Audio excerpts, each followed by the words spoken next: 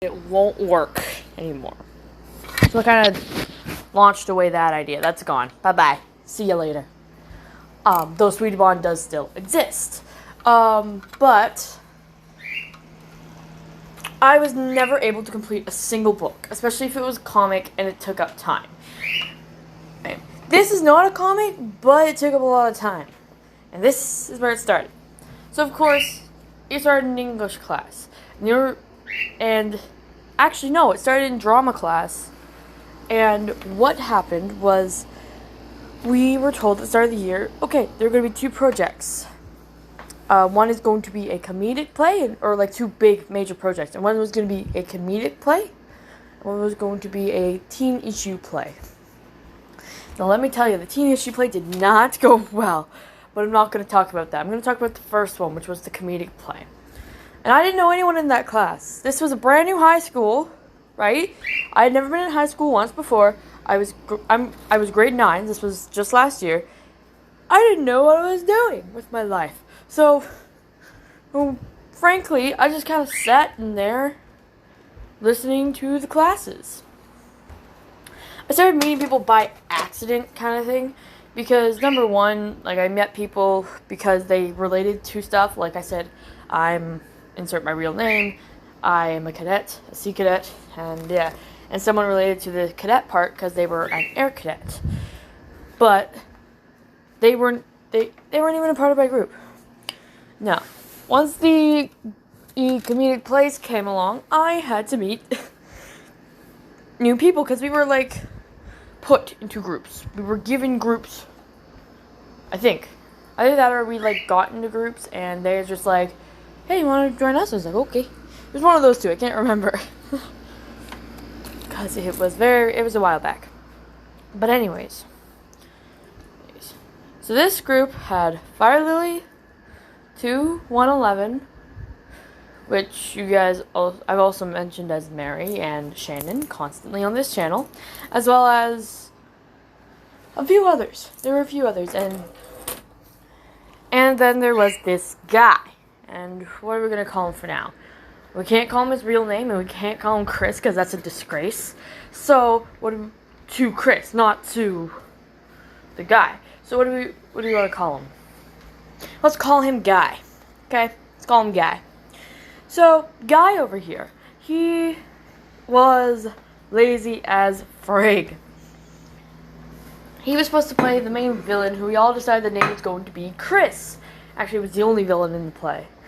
And originally, every single time we were doing stuff, right?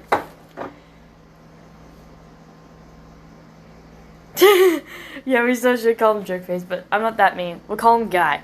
So, this guy named Guy, what he did was he basically almost ruined everything. If it weren't for him,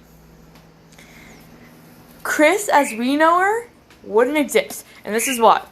They were supposed to play Chris as a guy. Chris was originally supposed to be a villain who was a guy, and we were taking our time writing in his lines. The reason being is because a play doesn't work the same as a story. You can't plan 50,000 chapters ahead in a play. You have to write it scene for scene because everyone needs to be able to give their input on what they want to say. And we were taking our time. And Chris was not supposed to come in until about midway through, and they were just supposed to say one line about midway through. And every single day that we were in the library working on this, he would walk up and be like, are my lines written in yet? Are my lines written in yet? Are they written in yet? And I'm looking at it, like, I'm just kind of sitting here like, why don't you write them in? We're at the part where you can write them in now. Have fun! And they didn't do anything except make inappropriate jokes. And what we ended up doing was we removed his rights to edit. This does not remove his rights to see the document. He could still see the document and he could suggest. He just could not edit anything. So he couldn't make any of those jokes anymore. So he ended up walking around to the other groups, and we're thinking, okay, let's give him his rights back. It's gonna work. No. We give him his rights back, and he goes right back to it. And as soon as I delete his jokes, quote unquote jokes, he says that I'm trying to delete his work. And he walks away. So now, I need a name for the girl. She's not an older girl. She's grade 11, I think she was. She was part of the co-op set. And this is a girl. She is amazing. What do we call her?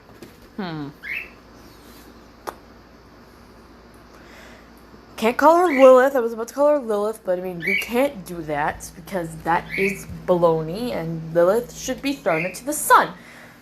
Not Lilith that you guys know. Lilith from Owl House. We could call her Rose for now. We're gonna call her Rose. No, I know exactly who we could call her. We can call her Charlotte or Charlie. Long explanation. Actually, it's not that long. Basically, they had to play a quick little part as a dead body, and the person who was dead was named Charlie. And Guy goes over to Charlie and tells her that we keep deleting his work. And we have not deleted anything from this document except for his jokes. And except for after we've discussed, like, hey, this doesn't work too well. Why do we have it? He didn't really work. So, Charlie comes over and she says, so I heard, like, he's saying that you guys are deleting his work. And we explain the whole situation. And she goes, okay, I'll go talk to him. So we move over to the couch. I don't remember why we moved to the couch, but we moved to the couch instead of on the computers. I was still on my computer, but, like, we just weren't over at the computers, like, you know, the desktops and everything. And we were all just kind of sitting there. And we were just kind of looking at each other like, what just happened? All of us were. Because we all, like, we're all girls. We have one guy, and the one guy is screwing up. So Charlie comes back over with Guy, and Guy looks up at Charlie and then looks back at us. And then Charlie says,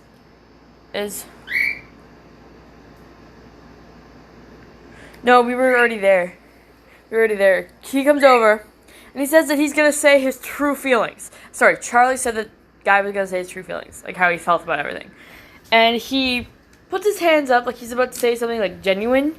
And then he says, I'm quitting the group, see ya. And we literally watch him as Charlie goes and follows him and says no. Because, like, all of us are just sitting here like, what? So at first we were kind of like, what are we going to do if he actually does quit at first? And then we kind of looked at it for a second. And then we're like, if he does quit, like, we can do this. It's literally what is what we're thinking. Like, if he does quit, screw him. He messed us up. So we're going to make our play better. What ends up happening is Charlie comes back over and says, yeah, he's going to write his own play. And then it turned out he joined another group completely. Once again, playing a minor role as a villain. And I'm going to tell you, that was one of the, no offense, best written, most blandly played character I have ever seen in any of the comedic plays. It had potential, but because they got Guy as their villain, it didn't work very well because Guy doesn't care. Guy never cared. So we were all kind of looking at each other and we were like, okay, what are we going to do? Right? It's a group of girls, the guy quit, and we have less than a week till the actual performance of the play. So we all kind of look at each other, and we all say, okay. Sorry, we had just over a week. And it's like, okay, what if this person played Chris as well? And this person, let me think, what are we going to call her? Let's call her Layla because of the first character she played. The first character that this girl played was named Layla Perez. It's a long story. But, basically, they're like, I don't have many lines, so why don't I play Chris too? And that's how Chris turned into Christy Woodland, so on and so forth. But we're all like, actually, that could work. That could really work. So we ended up writing, adding she and her into every moment when we were mentioning Chris. We ended up rewriting a bunch of stuff because we didn't have anybody anymore. And we kind of looked back on it. Looking back on it, I spent we spent our nights up until, between 11 and midnight completing that play. Because we wanted it to be sharp. And the only one who ended up with a copy was Charlie, because they weren't technically part of the play. They were part of everyone's play almost, and they had a minor role in ours, which required no speaking. And it actually went really well, and I was very proud of how it came out. Because even the original version just before Guy quit, that we read to everyone, they liked the original idea, but said a few things. I think it was about Chris, which was really funny. And as soon as we presented this version, everyone was super excited to see it for once. And we got to do some reveals that we didn't originally get to do, and with him gone, everything got better. I'm just gonna say that. Right? Okay. So, now you're probably wondering, what the frig does this have to do with the story? Well, we ended up calling the play Donuts and Dragons. What's that? What's this mysterious logo up here exactly? What does that say again? Oh yeah, Donuts and Dragons. What these books are, or what the first book was, is the book, literally it's the book version of our play, and I find it worked out pretty good without Guy. Trust me, Christy Woodland, or Chris, would not be the same Chris if we let him play it. I should say it. Because Chris turned out so much better. Because all the characters turned out so much better in the first book, and the first play. I was in English class one day, and decided, it'd be really cool if I wrote a sequel. And, the sequel originally started as nothing. It originally started as just a start of a book. Until I'm like, I could mention the characters. And then I didn't just mention them. I'm like, what would be so cool? To have this in a book. So what ended up happening is I brought the idea of making the plays into a book up to Mary, and what ended up happening is we've posted 2 books, and that's this one, which is Cookie Crumbs and Coffee Stains, which is based on the first play. Let me move. And then we posted the Teacup Caper, which is, to me, I really like that one, because that one was so much fun to write, and that one was the one based on the English project. And then, actually I need to zoom out. Let me zoom out. Okay, thank you. And then there's a bunch of other books we're writing. There's the sequel, the prequel that we're in the middle of writing, called Hardwired, which isn't technically a D&D. We're not classing it as D&D. We're classing it as Hardwired, the prequel event. Is basically what it's being called. At least last time I checked. And then we have the crossover that we're doing, which we have no idea what we're going to name it, but we have kind of an idea of what we could name it. So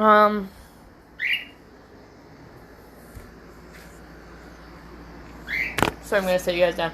And then we have, of course, the book after the sequel, because now, not only am I writing books and I'm actually getting them released, but we're writing multiple stories for multiple series at once. So we have, of course, the prequel and the sequel and the crossover, blah, blah, blah, blah, blah. And then we have a bunch of other stories that we're in the middle of writing, such as Darkest Deep, which I don't know where that cover went. And, yeah.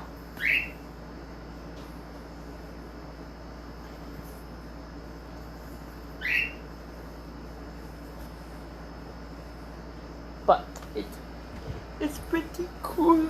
So, and then the other thing that we're doing, like, I'm gonna tell you, last night when I was drawing this stuff, that was to do, most of this is most of this side with, the orange, the ginger right there. That's important. That is Shannon Pine, which is a character technically from, I don't know which one, but they're from something, and my friend Mary, she writes fan fiction, and of course, because we just had to, I brought up the idea of, it was either me or Mary who came up with the idea of a crossover, and that's where, and I'm super excited to do that. That's going to be amazing. At least. Okay, I didn't know that if it was your OC or not. So yes, Shannon Pine is her OC, if I understand. Okay, I didn't know if Shannon was from Legends or from Flash. I didn't know. So I was never sure. But anyways, that just tells you how well written that character is, because like, oh, does Birdie Bird want out? Does Birdie Bird want out? Let me just. Hopefully it's not front facing. It is front facing. Turn around. Turn around. Go away. Turn around. Thank you. Does Birdie Bird want out? Let me turn the fan off.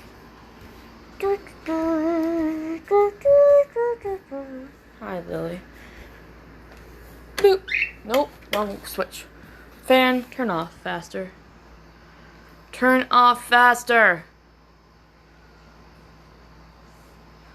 Damn you. No, I'm just kidding. You want out? Probably gonna land right on my head. I bet you.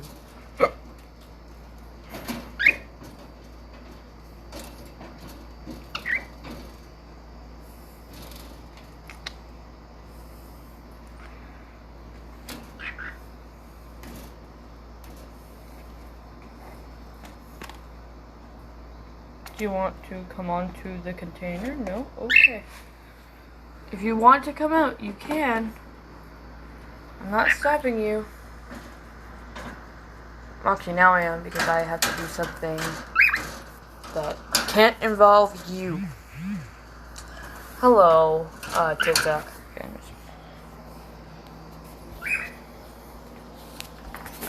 Anyways. So, yeah.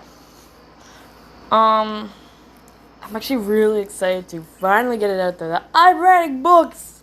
And I've mentioned this way before, a bunch before, but I am planning on doing a compilation of, like, all the covers that I'm drawing currently. Because with all the books we have, I'm making all the covers for them, or most of the covers. The crossover is a compilation between us two. Because we can. And because we will. Yeah.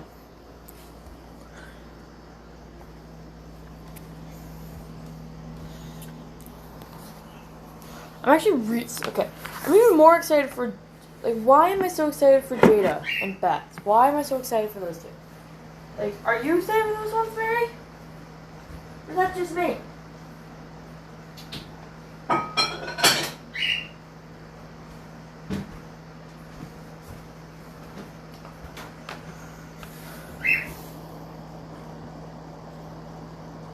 I know. It's just Shannon. Okay, I want to say Shannon and Beth. Shannon and Jada have, like, just that dynamic that's amazing. But, like, Beth has this, like, super mysterious backstory that no one knows. Kidding. Mary knows. Mary knows the backstory. Because I told her the backstory. Well, she has to know so that she can help me. so that we can write the book, or it won't make sense. Because one of us won't understand the other thing. That's why I also I'm always asking questions. Always asking, what is this like exactly? Because I don't know jack diddly squat about The Flash, or really Legend of Tomorrow. I know generally some stuff, because, Mary's told me some stuff. But besides some stuff, I know jack diddly squat. I'm constantly asking questions. I should make myself coffee and probably take my meds. Because I have cool coffee. I have Keurig, and I have a bunch of fun types of coffee. I'm going to go make a coffee because I can. And unlike most, I don't get a coffee high or whatever off of coffee. Coffee just helps me concentrate. Wait. Did I seriously leave them out there? Gosh dang it. Oh.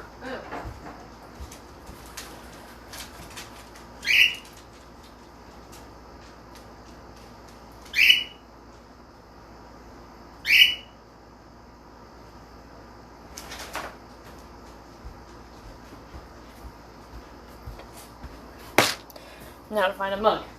Ah, I'm going to the chair.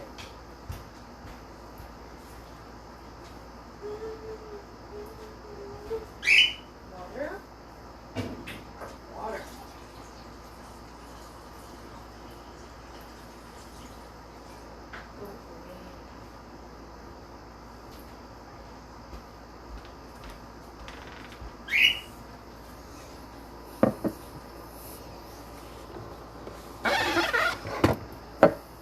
Hey Mary, opinion time.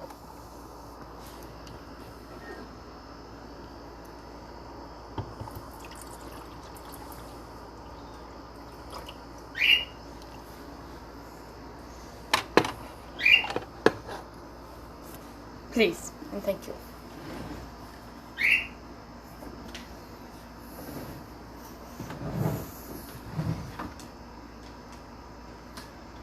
Opinion. I need thouest opinion. And an old towel too.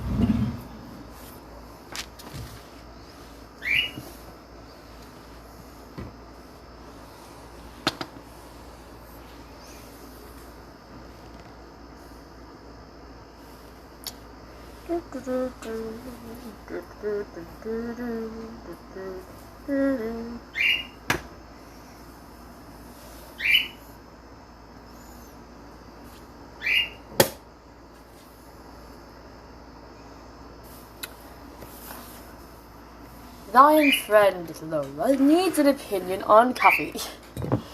AKA, I just have 3 different weird types of coffee that I really like, but I don't know which one I'm going to use.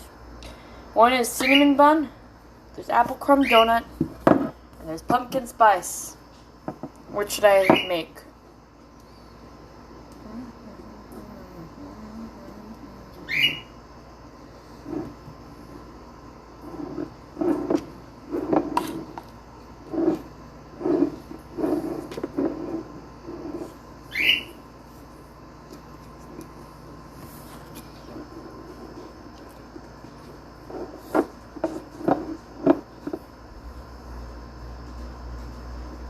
Okay. I will let cinnamon bun again. Why are pumpkin spice and cinnamon bun both like an orangey color? Why? Like, apple crumb is very different. Apple crumb is red. These are yellowy orange and orange. It doesn't make sense. I just need an orange one, please. And thank you. Gosh dang. Alright.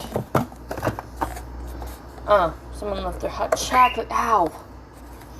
Sharp needle. Coffee. Applied. Button. Applied. Okay.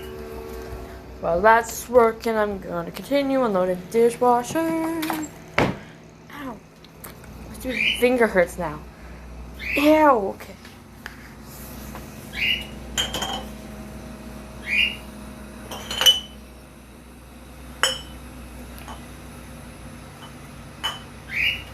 By the way, I know very little about who Rowan is, but I will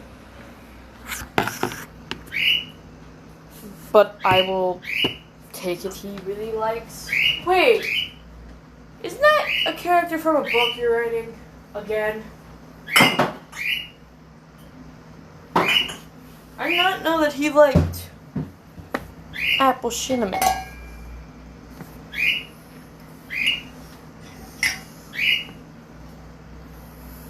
We all know that, like, Jasmine. Yeah, Rowan. But we all know that, like, Jasmine, she'd, like, be the full one, like, on TikTok, she'd be like, oh, I have a camera, like, that big, long order. She'd be, like, the most, like, you will put my almond milk in there, put it in a tall, not a grande, so I could put nutmeg in it. Like, she'd do that whole song, and you know it.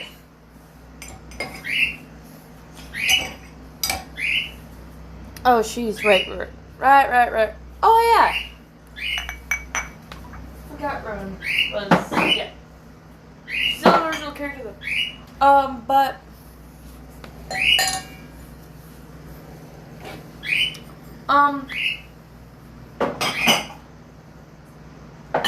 you agree with me that Jasmine would be a really basic biscuit. Let's go with basic biscuit.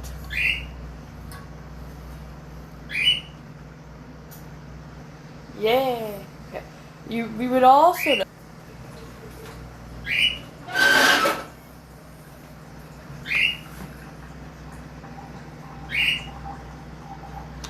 We would also know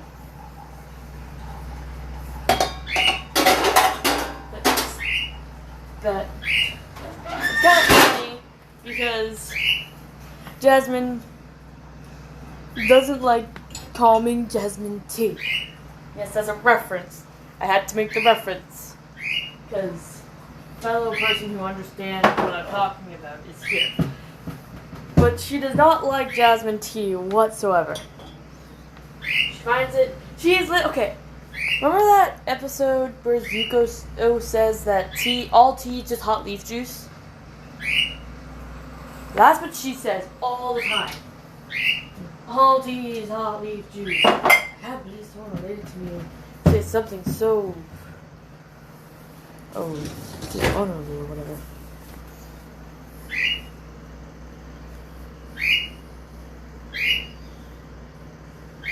I don't know what was what yesterday? Ah, right.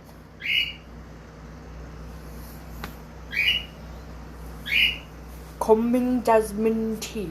Yeah, no, she does not like any calming Jasmine tea. She likes the extremely complicated coffee order she gets every single time she goes to, like, fake Starbucks, aka I don't know if they should have a Dunkin' in New York City. Dunkin' is like, just so you know, Dunkin' is the name based on the actual shop Dunkin' Donuts, for those who don't know. She came up with it, actually. Didn't you? Or was that... what are we gonna call her? Who did she play? Or was that Cersei? That works.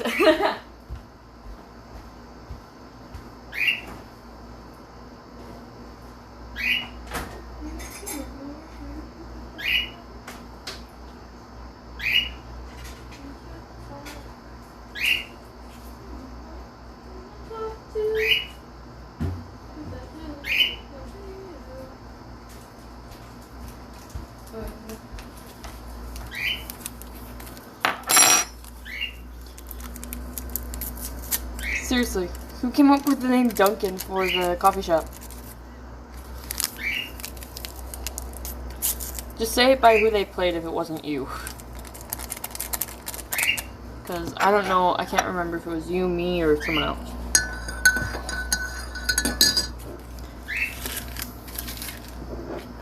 Should I put whipped cream on this? Ooh. I should so put whipped cream on this. Except it's like... Whipped cream is whipped cream, no matter what time you have it. Whipped cream. Coffee. Whipped cream.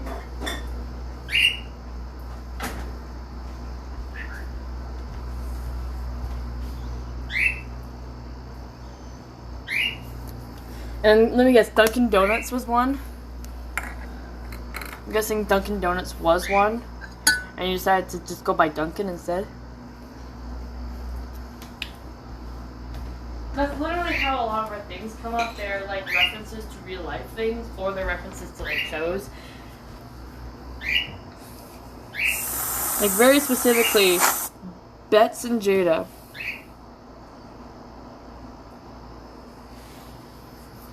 Bets and Jada, they're based on characters from a show. Or based on a character from a show.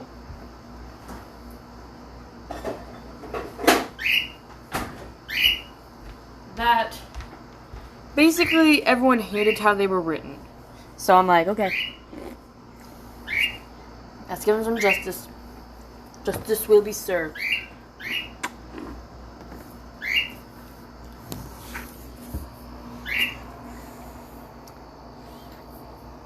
Let me just open the camera for you guys. Look at that. Pumpkin spice coffee. But you know what I'm gonna do? I'm going insane here. And I'm really short. And you guys all know I'm really short. Especially Mary, because when you do a height comparison of us two, I'm like at your chin. No, I'm at your cheek. Yeah. Somehow I'm at your cheek. Red or green? Don't ask why. Just say red or green.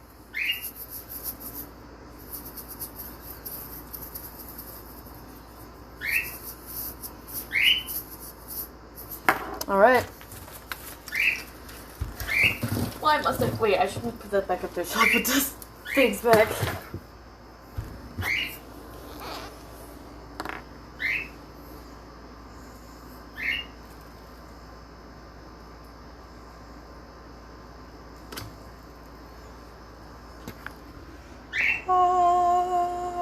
Okay. No, I got whipped cream.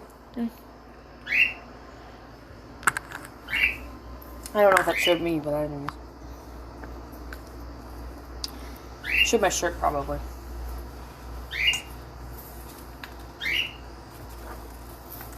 I don't care if it showed my shirt. It's a really old shirt that I made at a friend's birthday party, and I love it. I think, the funniest thing is I think I had a broken wrist.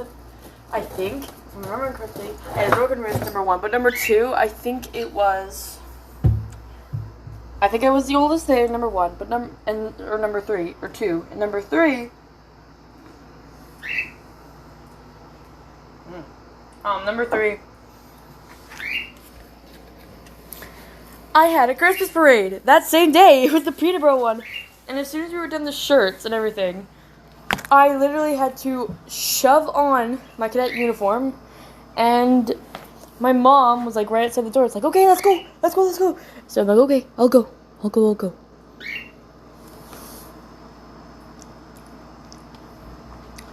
And I wore a dress because it was easy to change out of. But, yeah.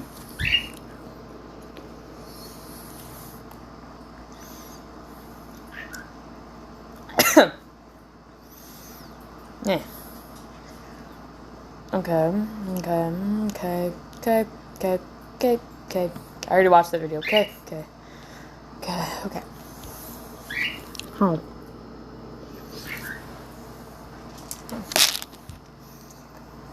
So. What's another reference we've made with these books? It's just a general reference, not like a full-on, we said it.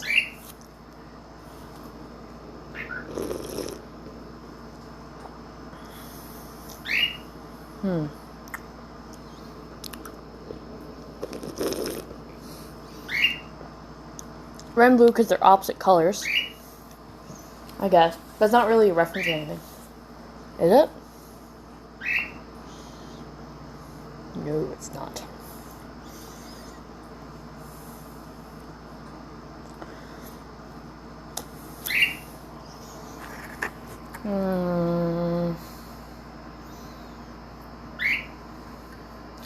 Would you count Tommy as a reference?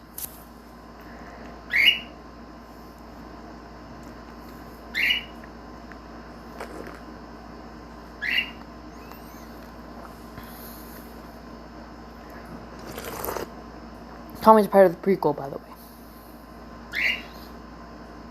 Yeah, so Tommy is technically a reference. Technically.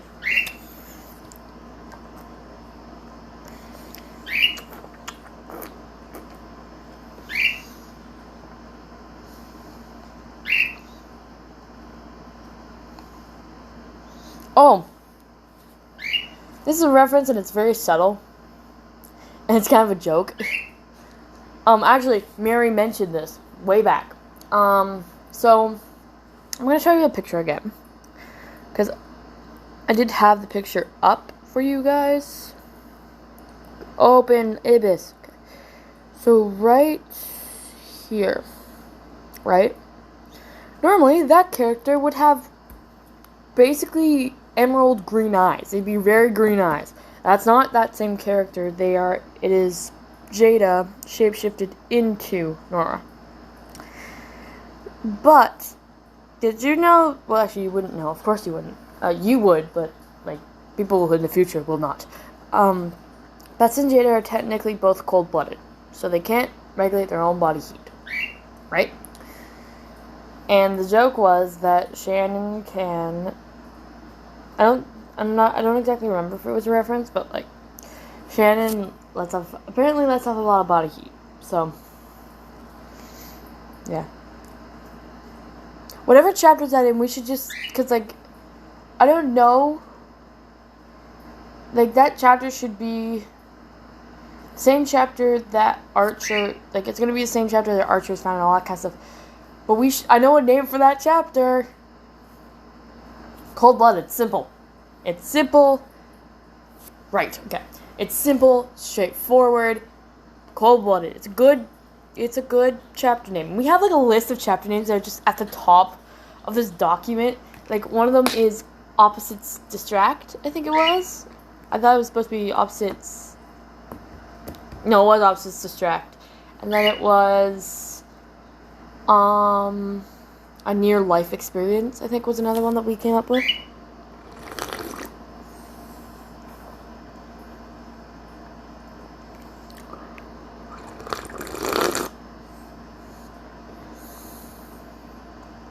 Go away, fly. I'm, like, so proud of this part right here, this little part of the drawing right there. I can show you a better version of it. I just realized I drew it last night. I love this drawing. Look at this. Look at this bean.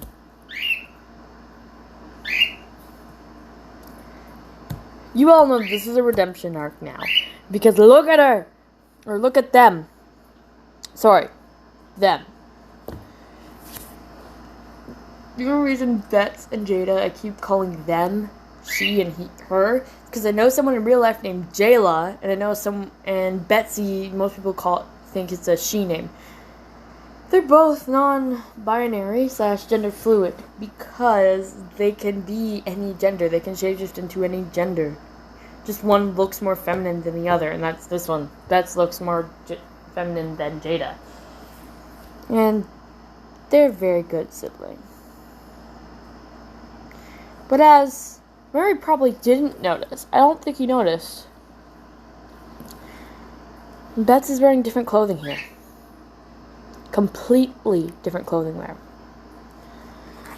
If I didn't merge the layer down, I hope I didn't.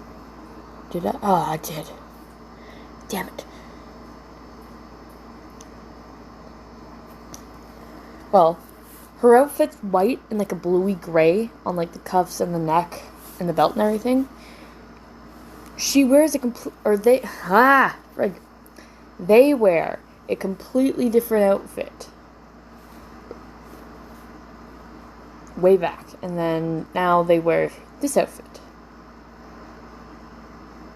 And then if you want a height comparison, we have this one right here, the official height comparison of these two, and that's Jada and that's Bets.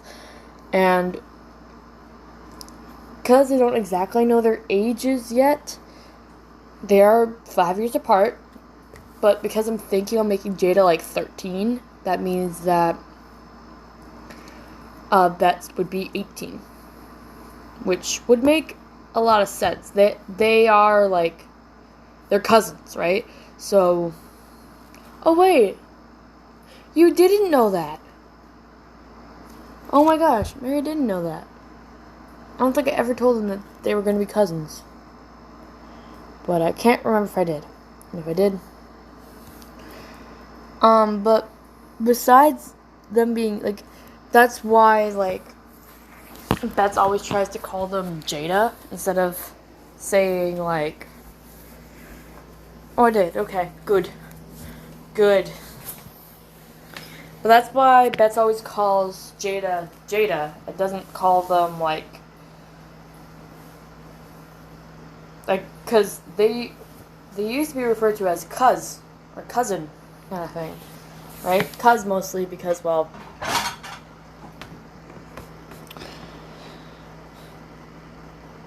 right. And, well, what do we call it? Bets used to call Jada cuz. And I asked my mom how you spelled that. Like, would it be C-U-Z or, sorry, C-U-Z or what, how would you spell it, right? She's like, I don't know.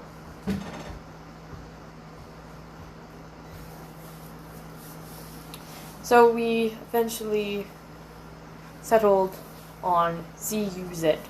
Like they used to say a cuz a lot. Like cousin.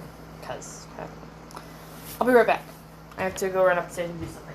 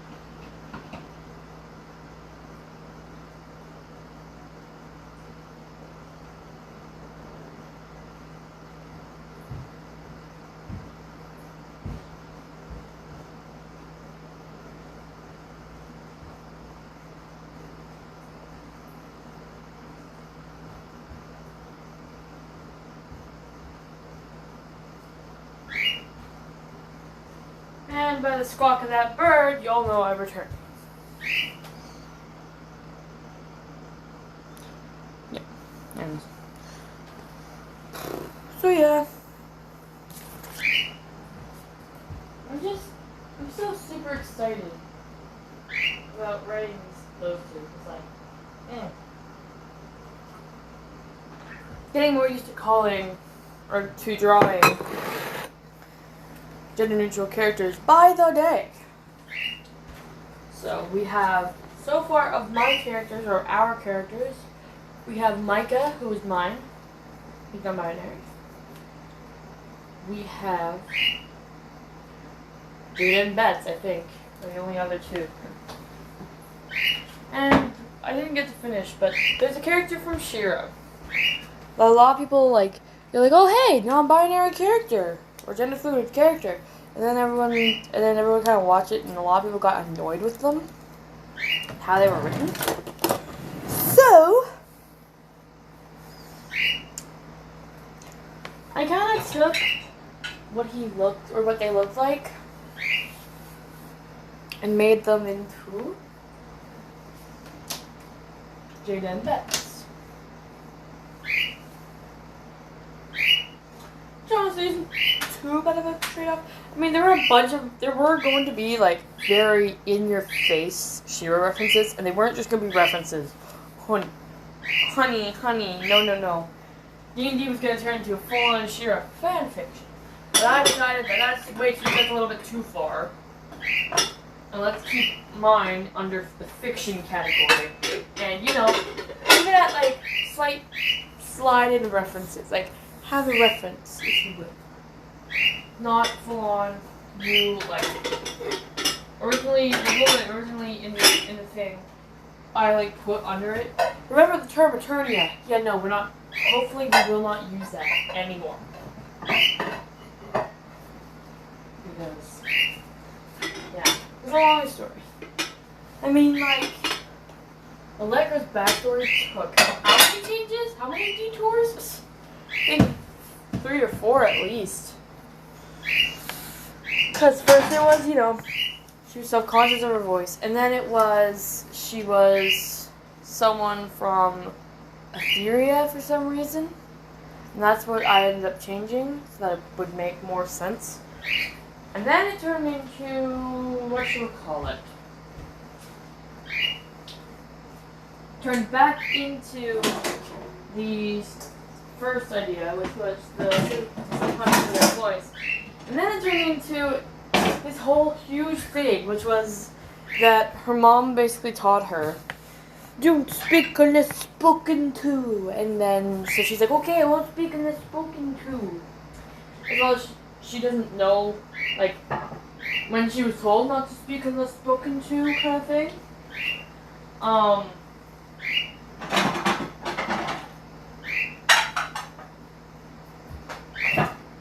She also didn't get to continue learning English, because her first language is Japanese.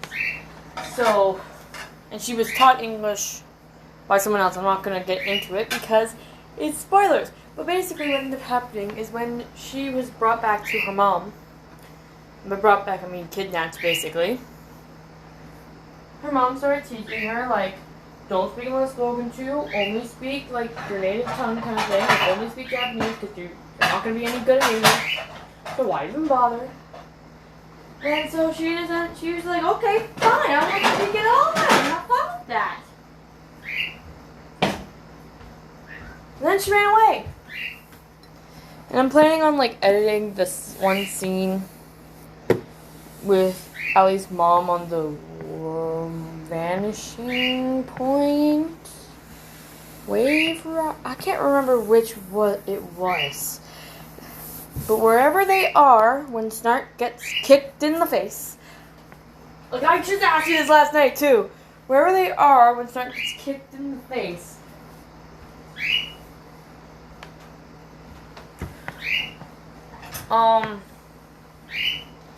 I have some edits to make that scene today, so that's going to be fun. Insert on the Wave Rider. Okay, it was the Wave Rider.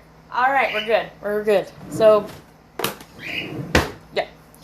So, I have some edits to make to that scene, just so it's not done and done. Because, that scene has so much potential that's not being explored.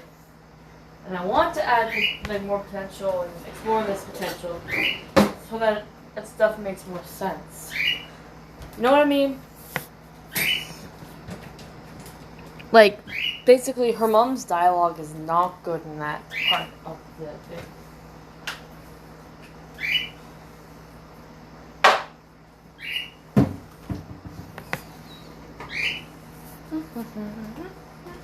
Why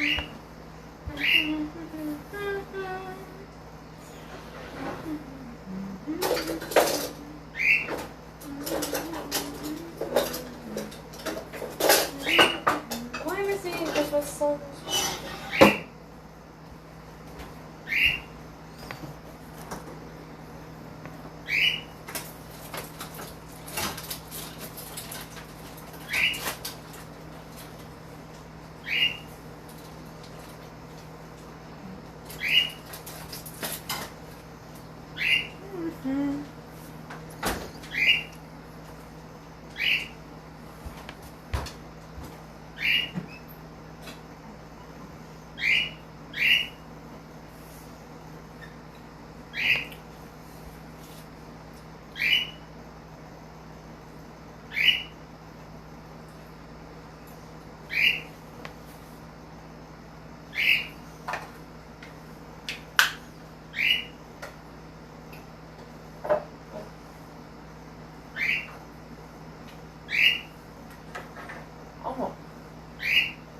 Oh.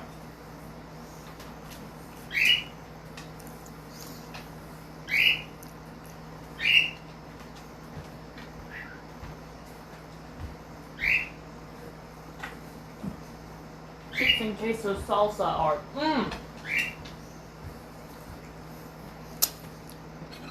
So are bacon wrapped water chestnuts because those are freaking delicious. I don't know why I'm mentioning food. Took my meds and everything. Yeah. I'm just thinking of food today. Why is that in there?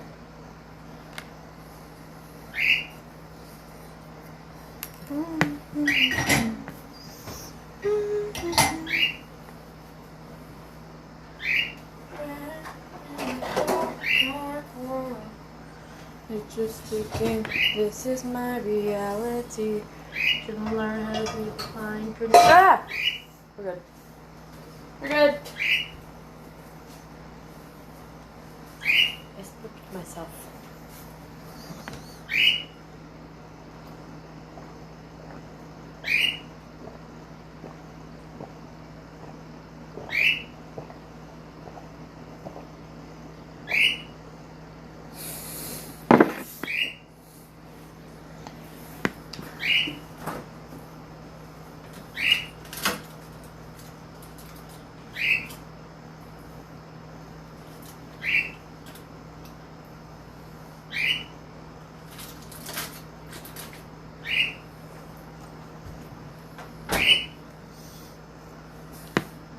What thing are you most excited for, Mary?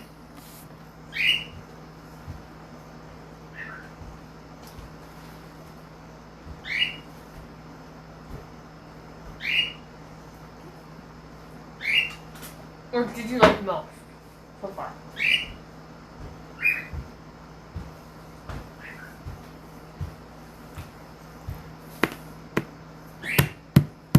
I know, but like...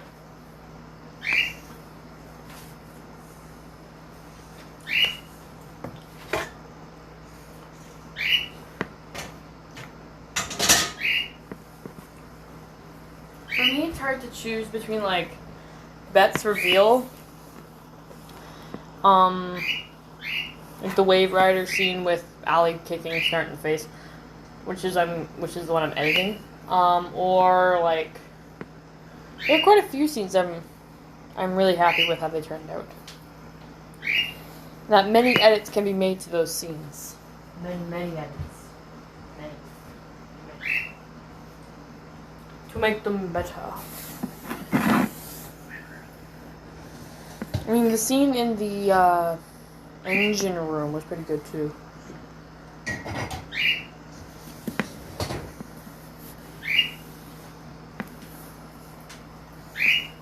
It was so sweet. And then there's a scene in the frickin', I don't even know what word you'd call it, where Clover is an idiot. And isn't calling it yet. Guess I'm calling them an idiot. Her. Guess I'm calling her an idiot. Because Clover is a her. Because Clover is an idiot. She was being an idiot. And you cannot prove me otherwise, because she was being an absolute buffoon.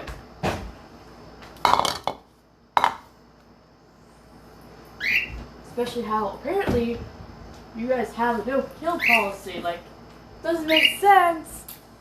Doesn't make sense. I think if my job had like a no-kill policy,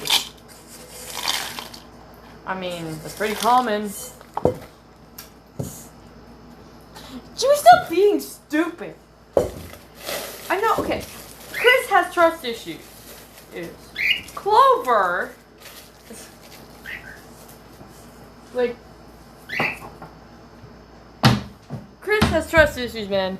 Clover, I don't know how, like, what happened to her, but didn't go very well, apparently. Never did. No, even, okay, Shannon has trust issues. You look at Clover and freaking, like, the hell? You should, okay, would you, if you had trust issues with me, would you pull a gun on me?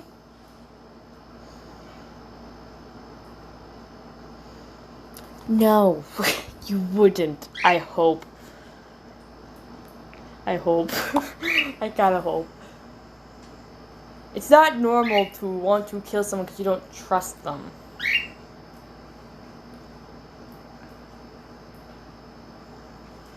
Especially if you have a no-kill policy. Like, that's what I'm trying to point out here. Clove literally went against orders.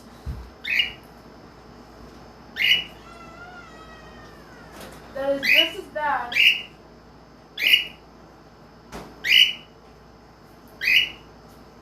as me being told to stand at attention. I don't care if she's new. I don't care. If you have a no-kill policy, I don't care. If you have a no-kill policy, then, like, you still should not go around killing people. Like, no, like, even if you were there for a day, you had no kill policy, and suddenly someone comes in, a no kill policy. I am pointing it out. It is a no kill, NOKILL policy. What? Did she think that if she joined, like, the army, she'd be able to shoot anyone she wants? Do you think, no, seriously, if she joined the army, are you saying that she could kill anyone she pleases?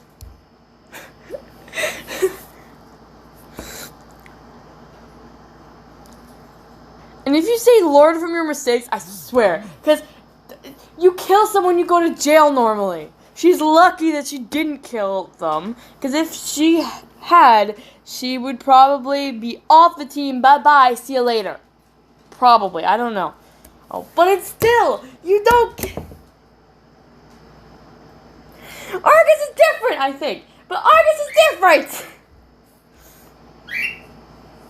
What I'm saying is, does she think that if she joined any other group that is heroes, or that seem to be heroes, such as the military, she could just shoot whoever she wants to? No! No! It's not how it works, Clover!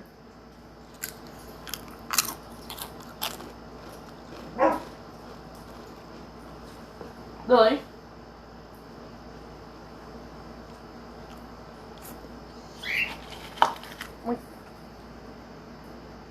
I don't know how it works in, like, your hometown, like, people who watch this in the future. But by my experience, you can't join the army and shoot anyone you don't trust. I mean, like, you especially can't join cadets and then just, like, shoot anyone, because that would be stupid. Just no.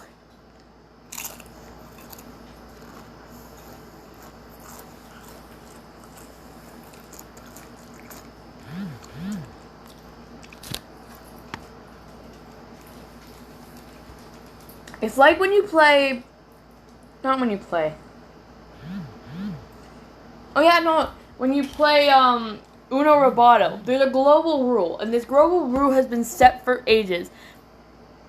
And Clover has known this global rule since the start of the game, aka the start of when she joined, which is the no-kill policy. The global rule... Oh, sorry, no, that's in Quelf. Whatever it is.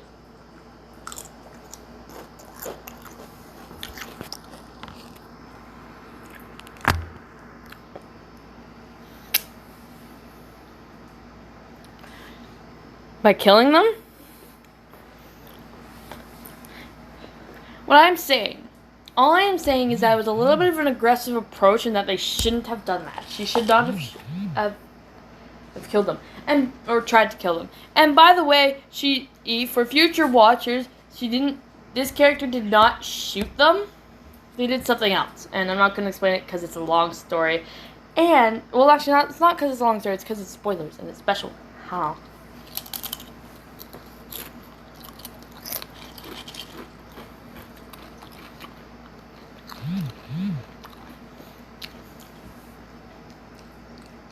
No matter how you look at it, she still went against direct orders. And this direct order was not to kill people.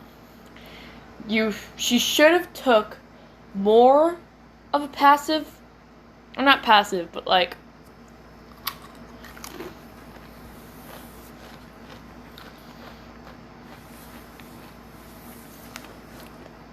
shouldn't have threatened death.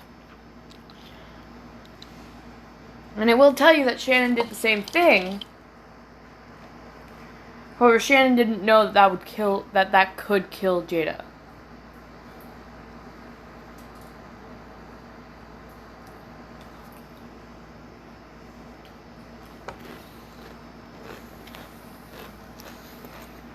Just like, you could have taken more time to ask them what's going on, instead of saying you have 10 seconds. Which was completely my choice to have her say that. Because we talked about it and we wanted her to be a little bit of an idiot and do that. I want to go watch the construction. But still, she's a little aggressive on that part. Especially when you think, like, number one, once again, the no-kill policy, okay, I can see that, like, everything, but, like, being as, like, terrifying as that seemed, oh, I know what they're doing, okay, anyways, they're actually, like, going to fix our road, thank you very much, good sirs, and I think sirs only.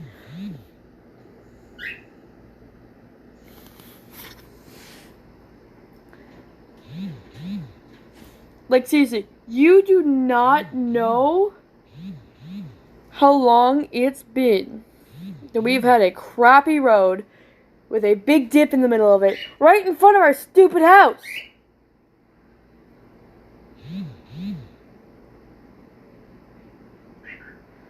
And then for, like, almost a week, we've been unable to get into our driveway with our vehicles because there was a big hole in the middle of the road, and they had construction going on. There was a big hole in front of our house. And now they're fixing it! Yay! Yay.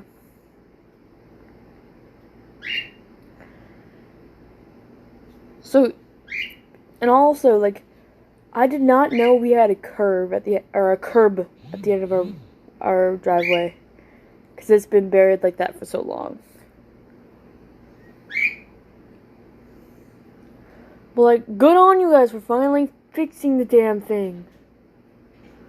Pardon my language, but, like, holy shnikes. I don't consider damn a swear anymore. But I am, like,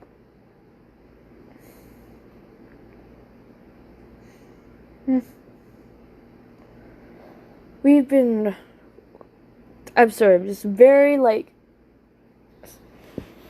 I'm a little bit jumpy right now because there's so much stuff going on around the house at the same time as this live stream that have turned from the stories behind the stories to everything under the damn sun. But still. Like, how would you feel if there was a big hole in front of your house for almost a week and a messed up road that they messed up because they were doing construction on the road in front of you and the new house, and then they messed it up because, like, we don't know how they messed it up. They just messed it up. So they've tried, like, a good 3 or 4 times to fix it in different ways. One was just because they kept digging holes there.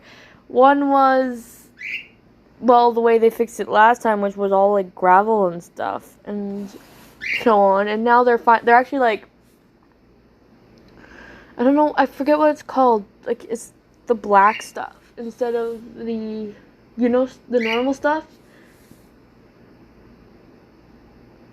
Like, they use it often to, like, fix roads.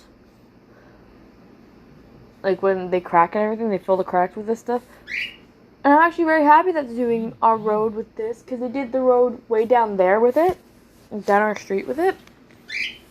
Like, we go down the street, and then, like, the road right at the end of our hill, is all that. And it's fixed. And the reason why, like, this has been cracked for ages, and now they're finally fixing it with, like, something that won't crack, or as badly. I'm sorry, I completely jumped off topic. Like, so back onto the topic of the no-kill thing and the clover. The clover. Okay. Just in my mind, there's a no-kill policy. Right? No matter what. Shannon or whoever told them didn't say unless they're shapeshifter. They did not say unless it's Jada. They probably did not give an except.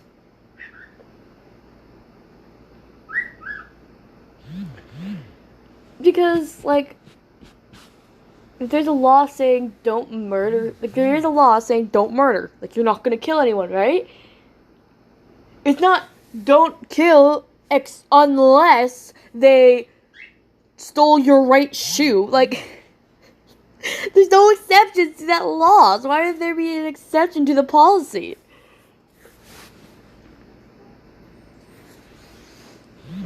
Sorry. Your left sock? What's this? No, his shoe was stolen, wasn't it? I can't remember. I can't remember if it was his left shoe or his left sock. I can't remember. Only the left ones. What was that? It's because I don't have a right foot.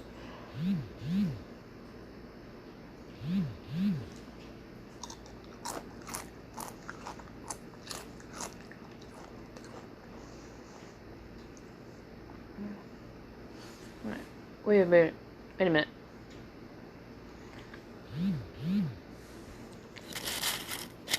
Did Hiccup lose the same leg that Gobber did? I can't remember.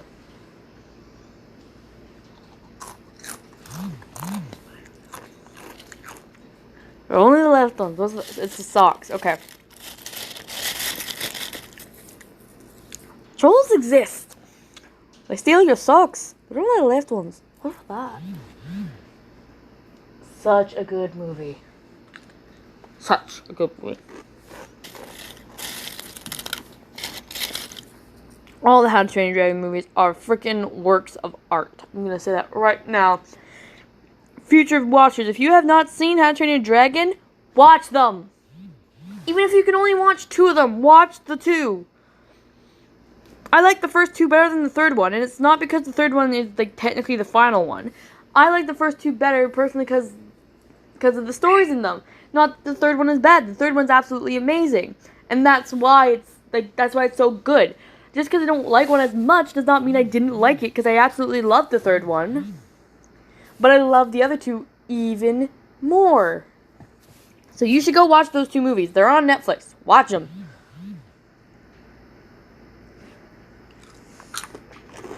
There's also Book of Dragons on there. Like the show. not the game. I know. Yeah, no, really? There's the... I don't remember if Gifts of the Night Fury is on Netflix or not. I can't remember. But The Legend of the Bowknapper, I know for a fact, is on Netflix. And How to Train Your Dragon 1 and 2, I believe, are on Netflix for now. I have a legitimate copy, like a solid copy of 1, 2, and Gift of the Night Fury. And I really, really want the third one in a solid copy instead of online. Because my friend bought it online and I want an actual copy of my own. It's an actual copy. And I want the New Christmas one. New Christmas one is absolutely adorable. It is hilarious. And you have to watch it after you watch the third movie. It is freaking amazing.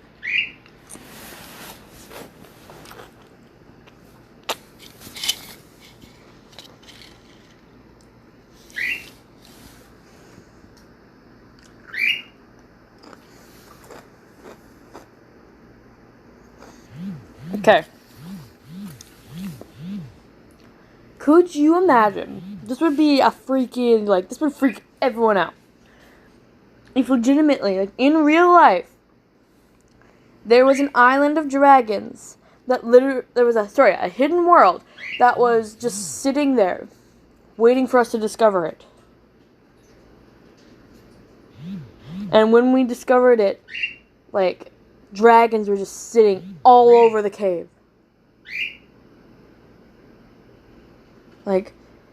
That'd be amazing, but that would be absolutely damn terrifying. Because you just find it, and all you're thinking is, oh, God, how did we not notice this before?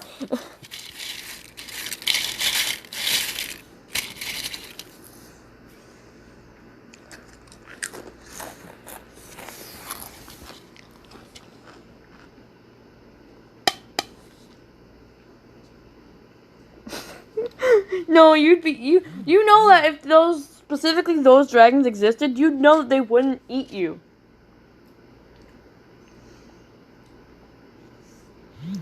Because those dragons know what humans are and know what humans are like. Because Vikings are still human beings. They're just a different, kind of human being. Yeah, probably. Well, not if Toothless told them not to. Not if Toothless told them not to. Or if anyone related to Toothless told them not to. I can't say what the third movie holds because that's spoilers. But, you know that if Toothless said no, then of course, they wouldn't try to kill you. Especially if you said you were a friend of Take-Up's. And if you offered fish but not eel. That's just common knowledge. There's a reason why, isn't there? Why they don't like eels? I can't remember what it is.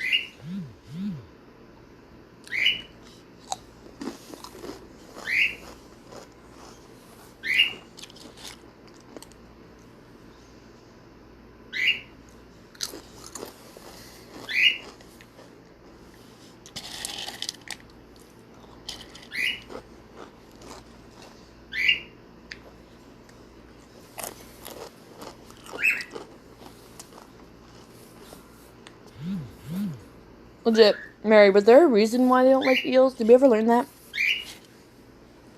Were they toxic or something?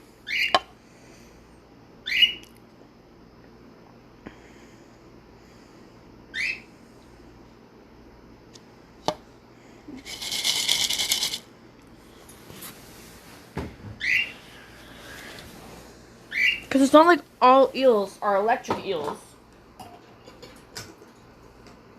And I don't think that the eel that...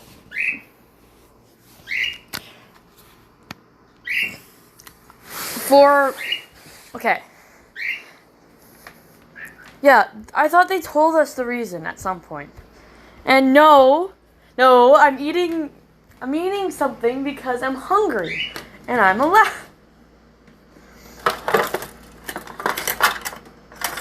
Yeah, fork seems right. Yeah. I'm just wondering, like, because, like, it's not like all eels are electric. And every single time they tried... Okay, and especially if they were, like, the one that Hiccup offered, Toothless, was an electric one, why would he be scared of it? It's an electric eel. He travels through... Okay, so it is like they're toxic. Oh, okay. Got it. Okay.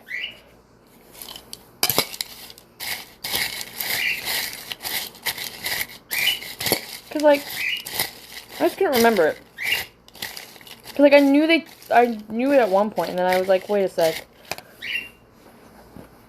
It's kind of like chocolate and dogs, I guess, right?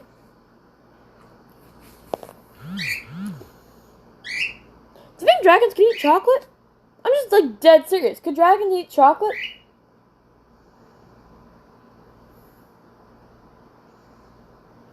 Because, like, I believe the reason dogs, if I remember correctly, the toxin that gets dogs really sick is in the cocoa. So that's why you can, like, that's why it's not as bad for them to eat, like, milk chocolate and, white chocolate. But, like,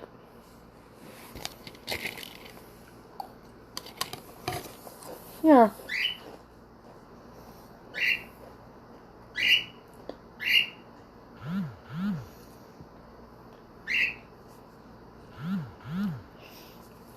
What we do know is that, like, if we all know Astrid, who did her very best to create a holiday treat at one point, way back in whatever year it was that Gift of the Night Fury was released. I can't remember what year it was. Probably like 2011 or 2013, somewhere around there.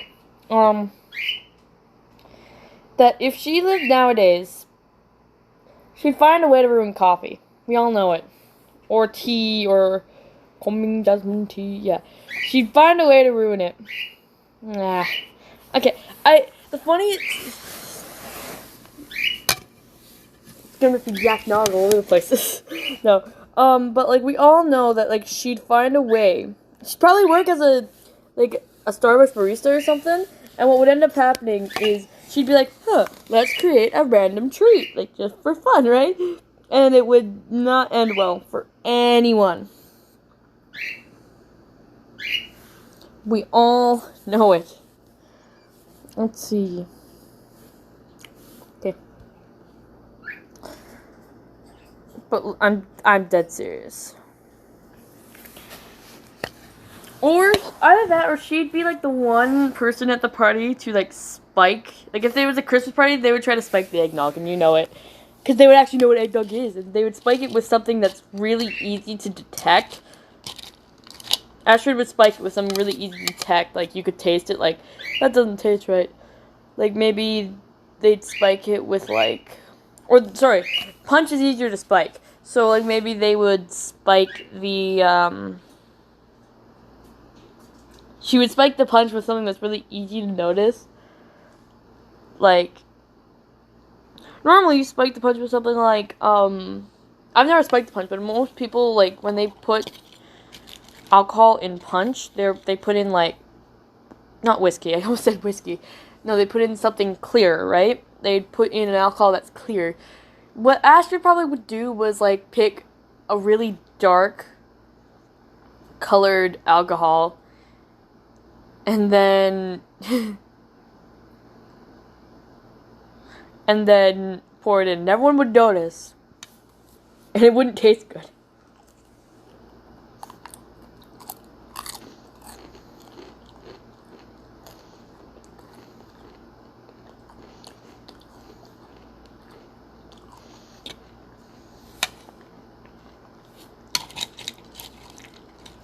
Oh, Mary, I hope you know about this. It's in the special features of Gift of the Night Fury. or at least it should be in most of the special features, in the deleted scenes, Astrid was supposed to do another thing. And it was kind of funny. I find that one funnier than Yak Nog. No, my fork. Okay. I found that one way funnier than Yak Nog because of what happened. And because of where it led and what the original scene was leading into kind of thing. It was pretty funny, if I do say so myself. Where the heck did that disc go? I thought I put it somewhere. Oh, right there. Okay. So, like, I have no idea what just happened there. We went offline for a second, and I don't know if it will continue streaming or what's gonna happen. Okay, we're good. We're reconnected. We're good. We're all good. We're Gucci. We're good. We're good. We're reconnected. Yes, we're good. We're reconnected. For some reason, my Wi-Fi cut out when I came over here, even though it shouldn't have because my Wi-Fi is at full bars. I don't know what happened there. I don't know. So yeah, plus more Dragon Fun. That's that disc. And then the original disc has a bunch. Yeah. So basically, what the deleted scene that happened was called the Missing Toe. Or sorry, it was called Missing Toe, which was obviously a pun on mistletoe, right? Everyone makes that joke. Everyone does. That it's called the Missing Toe instead of mistletoe. Everyone makes that joke, right? Or a lot of people make that joke, right? Yeah, that was gonna be a scene. It was going to be, I don't remember if it was going to be instead. Yeah, I don't know if it was going to be instead of Yak Nog or if it was going to be with Yak Nog.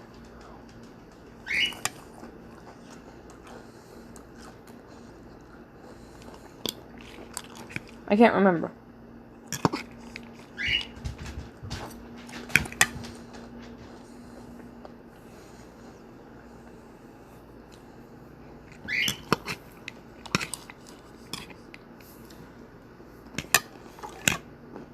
It was pretty interesting.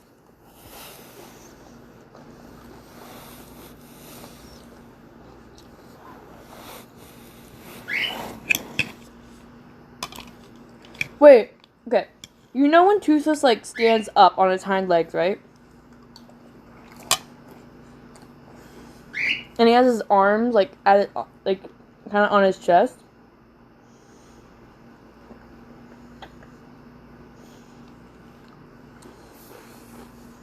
Does that remind you of anyone?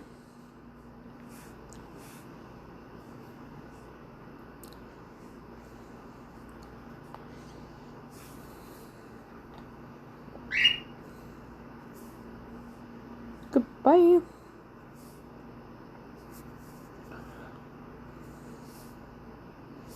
STA.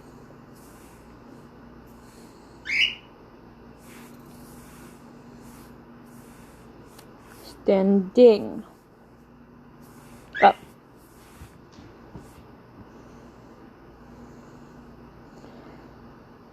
How about now? Does it remind you of anyone now?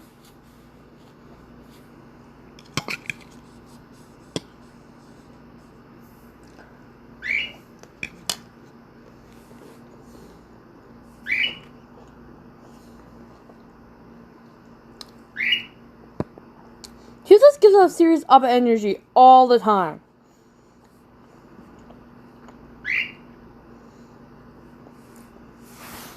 Like the sass and everything. Like even the scene where he was taken, like, my god. Like now I'm just remembering everything. It was like, oh my god. Wait, I have to search this now. I have to.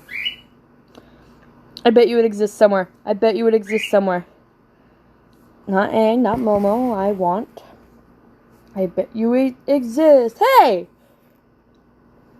I was right! I was right. I was definitely right.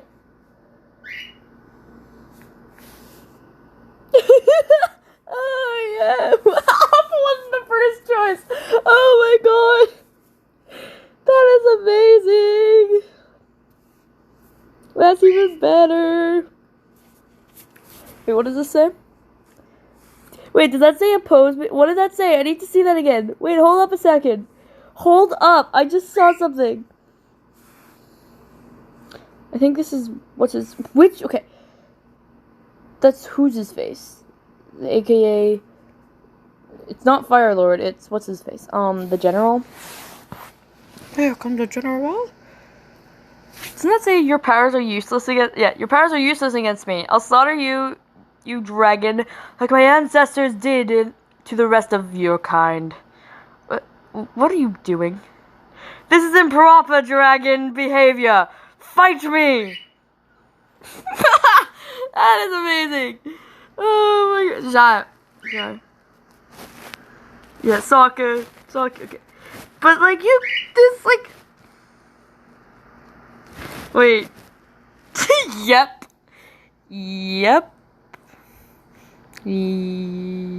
Okay, anyways.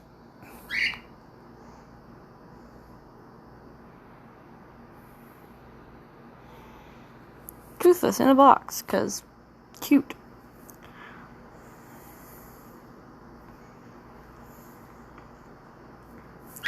And then there's this. This is amazing. This is awesome. This is yes. This is yes. And of course it's Zuko. Move, fly! Of course it's Zuko who's Hiccup. I could definitely see that.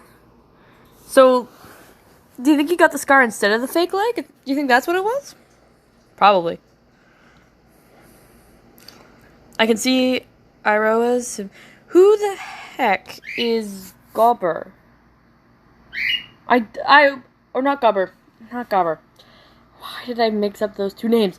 Why is my mind blanking? Stoic.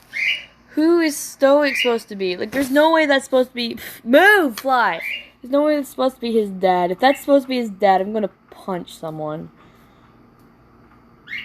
Because Stoic does not deserve to be represented by a biscuit. Or a biscuit. Honestly, Toothless as the special dragon is not bad.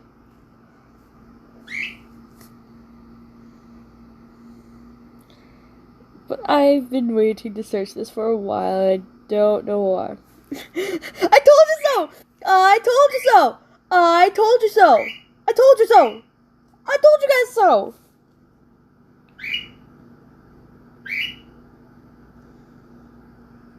And then there's... I just read this art. Can I just, like, point this out there? Because this exists, and like, yes.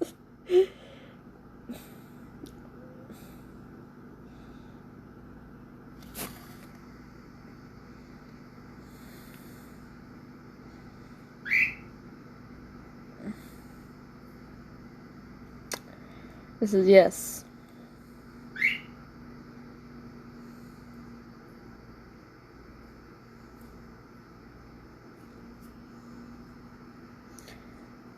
I can't answer that. There's no answer to that. Who's cuter? There's no answer. The answer is yes. Both of them are cute. There is no official answer, so no. That I want that Funko Pop in my life. I want that Funko Pop in my life. That is probably the best Funko Pop I've ever seen. And there's a light. Ah! Okay, I can't show you that, but I need them in my life. I need them all in my life. The whole family in my life right now, please and thank you.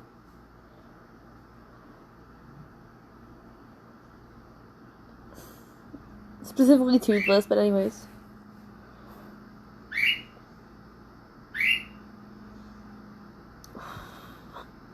Go away. Go away. Or a plush. I'll take a plush too. Oh, I want those gems. Go away, fly, please. Buzz off. Buzz off.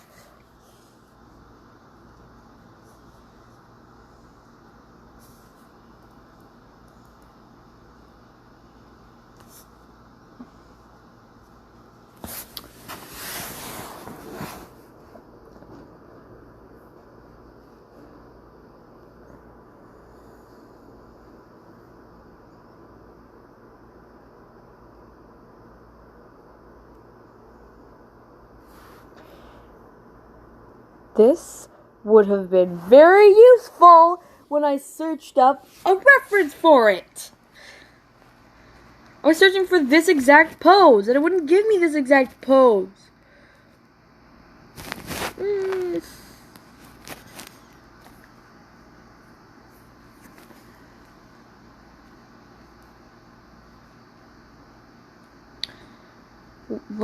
Why is Totoro there? Wait, Toothless. Wait. Toothless. Did someone say fish? Toothless is not so toothless. Go away. Buzz off. Bye. Toothless. You're doing it wrong.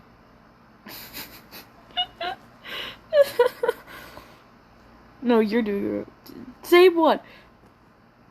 Night Furies. Looking adorable since 2010. Yep. I still remember seeing the first movie in 2010 when it first came out and everything. It was amazing.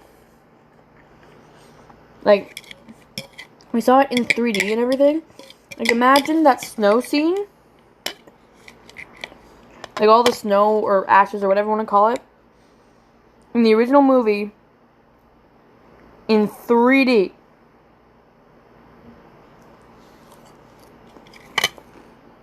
It was A+.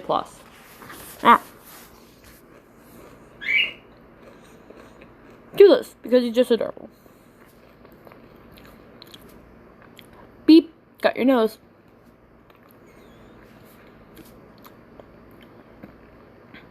Hello, my name is Toothless. You stole my fish, prepare to die.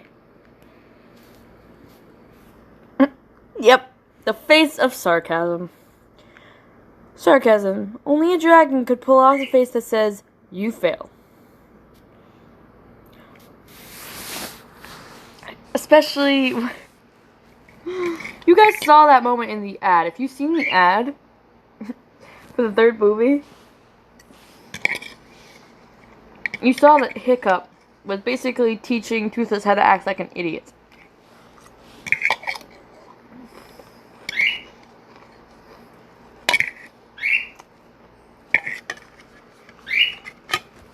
And Toothless did nothing about it. Toothless did nothing about it, even though he definitely could have. And I feel bad for Toothless because, well, this is literally, it's the epitome of, really? Like, okay. So, I want someone to make an edit of this. Every single time you see Dave on screen in the movie called Abominable, which I hope you got. Yes, no. Yes, I think that's what it was called. But it was either Abominable or Everest, I can't remember. But every time you see Dave, you edit that picture over top of it. As in, you put that picture just up in the corner and put the word Dave next to really. Because you know that's how it works.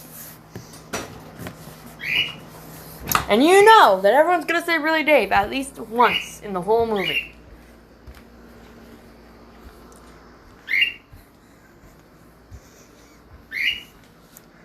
Someone please make that. That would be amazing. Oh! Time to show y'all something. And it is a drawing that is posted to YouTube, or that I posted to YouTube. But you see Toothless. Okay, not that specific Toothless. But you see Toothless there, right? Right. Where's the best paint?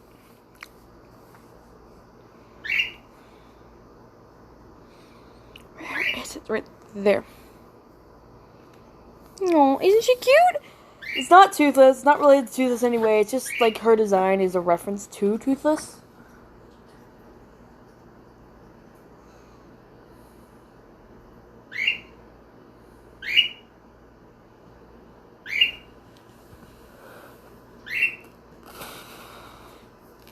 So, isn't she adorable? Yeah, it's Luna. So, another backstory on this. As I've told you, I'm writing a bunch of stories. Me and Mary are writing a bunch of stories. And D&D, which is Donuts and Dragons, and another one are getting multiple books in the series. And if you're wondering what that is, this character has to do with it. But let me find you the first designs of each of the characters. Let me find them. This is Luna Doreen. And it's really hard to explain what happens. That's Reverie or Ree, right? And that's Adeline. Yes, we do. We really do. There's a lot of books that we have to continue writing, but yeah, my laptop's currently buggered up a little bit, just so you know. I've mentioned this in the last night's live stream too, but yeah. But basically, there's a lot of books that we have to continue writing. Camp Starlight. Camp Starlight. No, just kidding. There's the cover for The Darkest Deep. Which I'm gonna redo that cover at some point soon. Another drawing of the 3. Notice at this point, there are no scales on her forehead. That's the reason. That dragon design is not from the first book. Okay?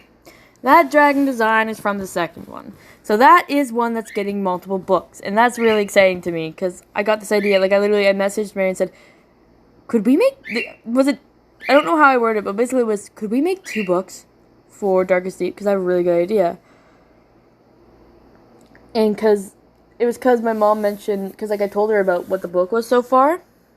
And she's like, what would be a really interesting sequel would be to talk about what happened to her dad. And I came up, and, it took me months and months, almost 2 or 3 months, to figure out how we're going to do this.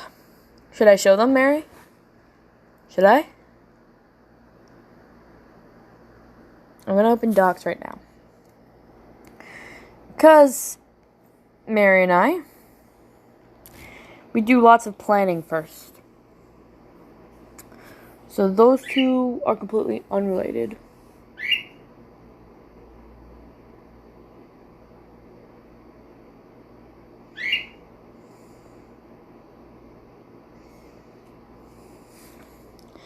I'm trying to find it. Let me find it. Not Play Design 2. That was bulk.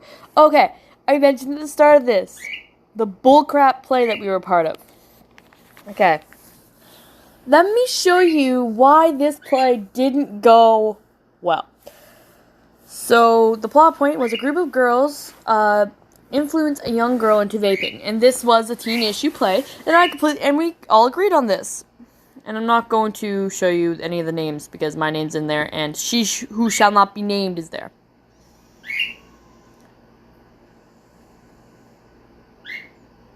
So, there were so many time skips in here. But none of us understood what the heck was going on. We literally got lost. We were doing there's my brother. We were doing the prototype reading out to, the world. Okay, to our class, with 2 others, because she who shall not be named, at all, we always call her she who shall not be named, was away, and someone else who we're going to call Baxter for now, because that was their character they played, was away. Those 2 were away. Mary was there, I think, and we had Charlie, from the first play, read out one of them, and someone else from another play completely read out another line. And we're reading through this, and we get to, I think it was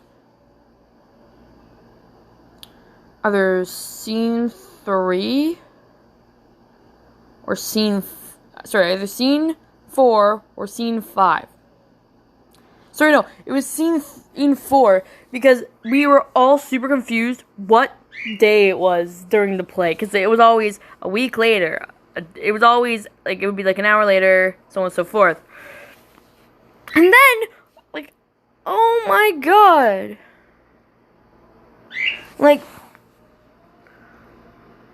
the plan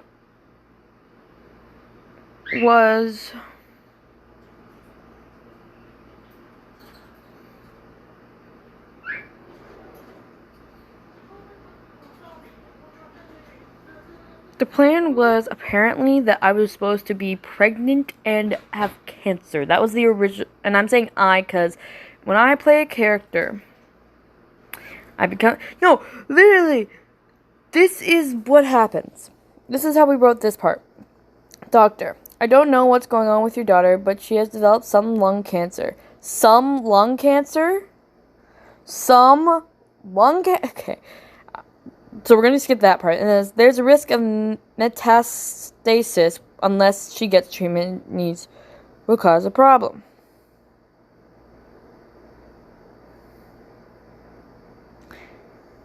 And, like, I am so ticked off. Because this scene...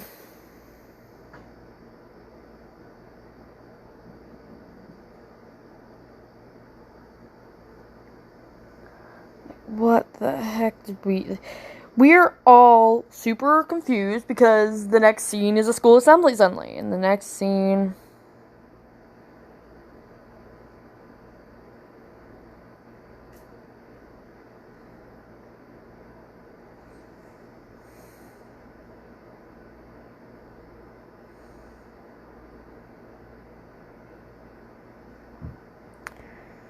And then...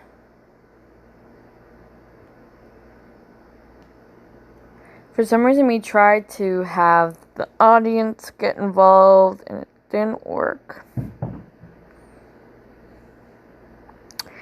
Then we skipped a few months, and the original one once again had me pregnant as well. This is technically the second play design, but had me pregnant as well, and it had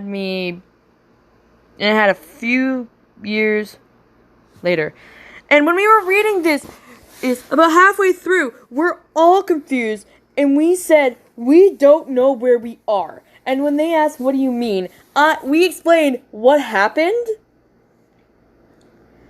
And they're like, oh my god, like, you guys need to rewrite that so it makes more sense. And I'm like, yes, thank you. Let's knock some sense into them and tell them, like, tell she who shall not be named, that this is screwed up. We have to change this. So then we got to play design 2. Because, like, they're telling us, like, we should explore more of, like, some of the characters. And now it all happens within a few days. Which is way more understandable. But it's, oh, God. It was still terrible. I felt almost sick after performing it. And embarrassed that I was a part of something so crappy. And Mary had to do it alongside me. And I feel bad for her, but, like, I feel bad for freaking Baxter because they were super confused as to what was going on.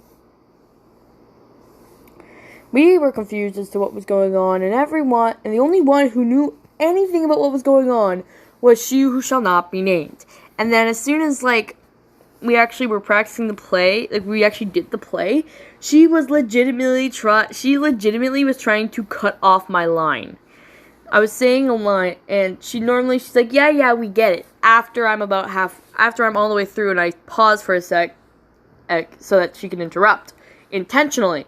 She interrupts about halfway through the start of this line, and is literally saying, wow, you talk too much, and, like, all this stuff, right?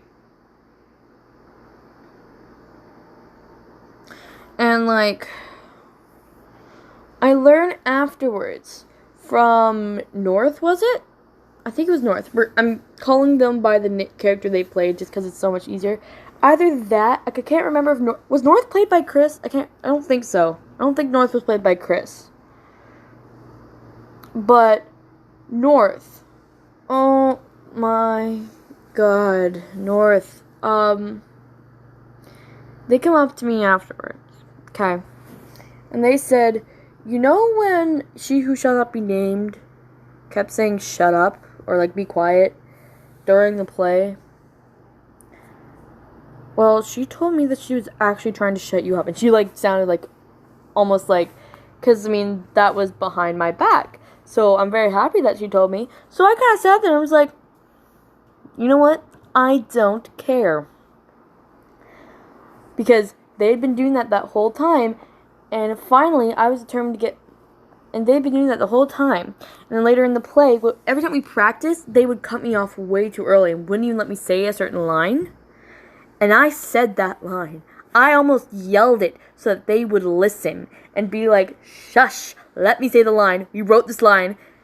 And you are not going to ruin this. You gave me this role, and this role is a main character just like you. So I need to speak. She Who Shall Not Be Named also didn't let us change much with Baxter, Dory, and North, which we were told to add a little bit more substance to these characters. And she said, well, they're background characters, they don't need more story. And I'm here saying, all characters need more story. All characters could use more story. Everyone could have more story, because trust me, they can. It's always possible to add more story to a character. It's just, that play really ticked me off because of the stupidity of what she was trying to use as an excuse to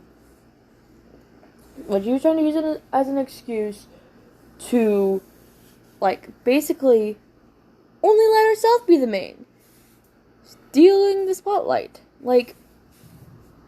Like, okay, She Who Shall Not Be Named, the first play that you did, you played like 4 or 5 characters at once.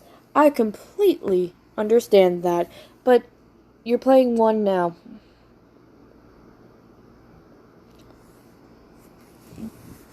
You're playing one character now. You don't play me, and I don't play you. Which is why I was thinking on making kind of a short film about it, but I'm not sure if we're still going to work on it. I'm not sure. Stories are first, because, I don't know, COVID's kind of getting in the way. But, like, gosh, like, literally the day that we did that, when I came home, I almost dead serious cried. Because what ended up happening was, the night before we performed it, I stayed up till like 3 in the morning trying to get at the lines how I wanted to say them. And trying to get the play right. Me and Mary spent many, many nights up until like 3 in the morning working on that. And we didn't enjoy it. Like, we enjoyed working on Donuts and Dragons till 3 in the morning because we enjoyed that play. But as soon as we worked on this one, like, because the whole group would work on Donuts and Dragons at home. Not till 3 in the morning. That was just us two normally. But we would all work on it. And most nights we would all work on it. I never saw She Who Shall Not Be Named on that document once outside of school. I barely even saw her on that document when we were in school. And they wouldn't practice any more than once when we were in school. Literally, the one time, we go through it once, right? And then she's like, okay, I'm going to go get coffee now. From, like, the cafeteria. And Baxter goes with her. And North goes with her. And North was supposed to come back. North was supposed to come back, and Baxter was going to come back, but none of them ended up coming back. So me and Mary stayed there and just kind of sat there for a bit. The substitute teacher came and was like, hey, how's everything going? Kind of like, where's the rest of your crew kind of thing, right?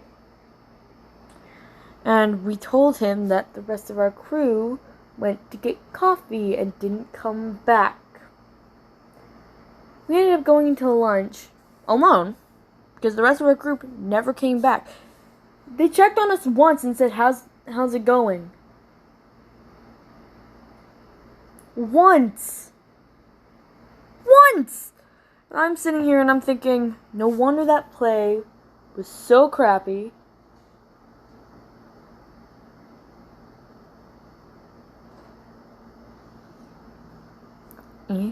because we literally could not do anything. And the funniest thing is, I brought up, like, a better way to do it, to do, like, anti-smoking and stuff, which was kind of, like, it was going to bring it a little bit out of the real world, but focus on a teen issue. And it was based on this PSA that I found, which was, like, blue aliens who chewed blue sticks until one said that this is bad. Like, this doesn't taste right. Right?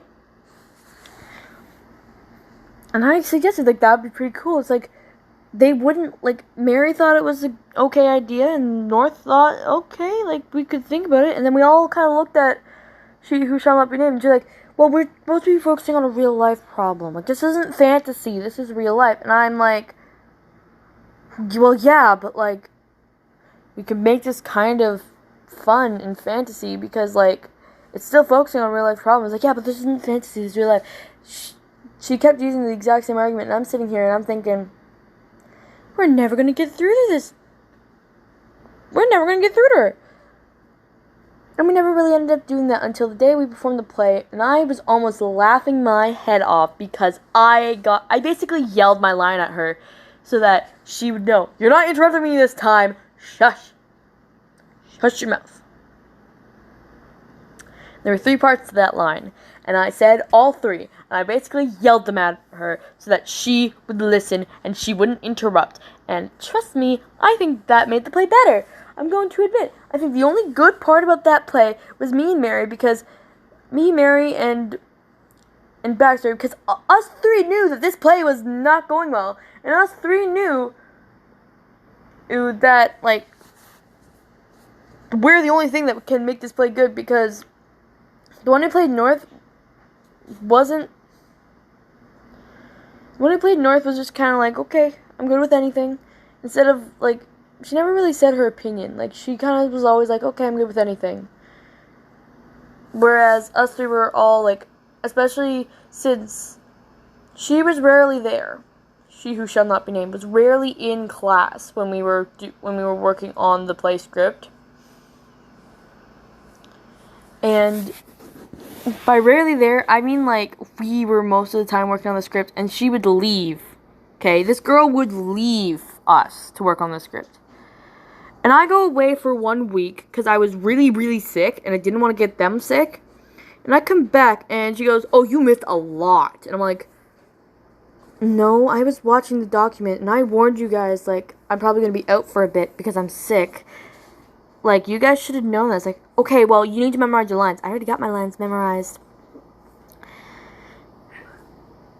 Like, I would not be surprised if I got sick because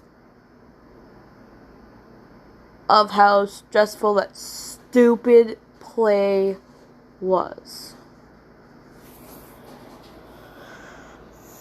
Because we had less time than let's do another comparison.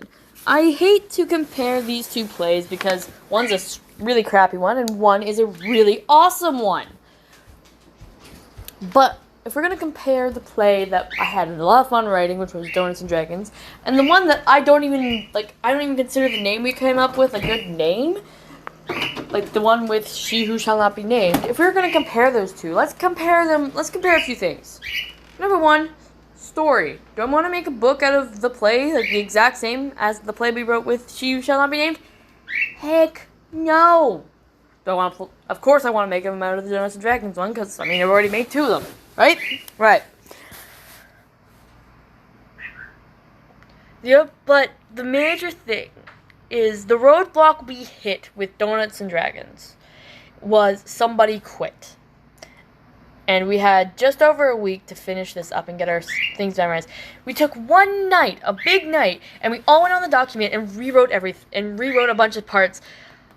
Basically our whole play, we had to rewrite a few things in.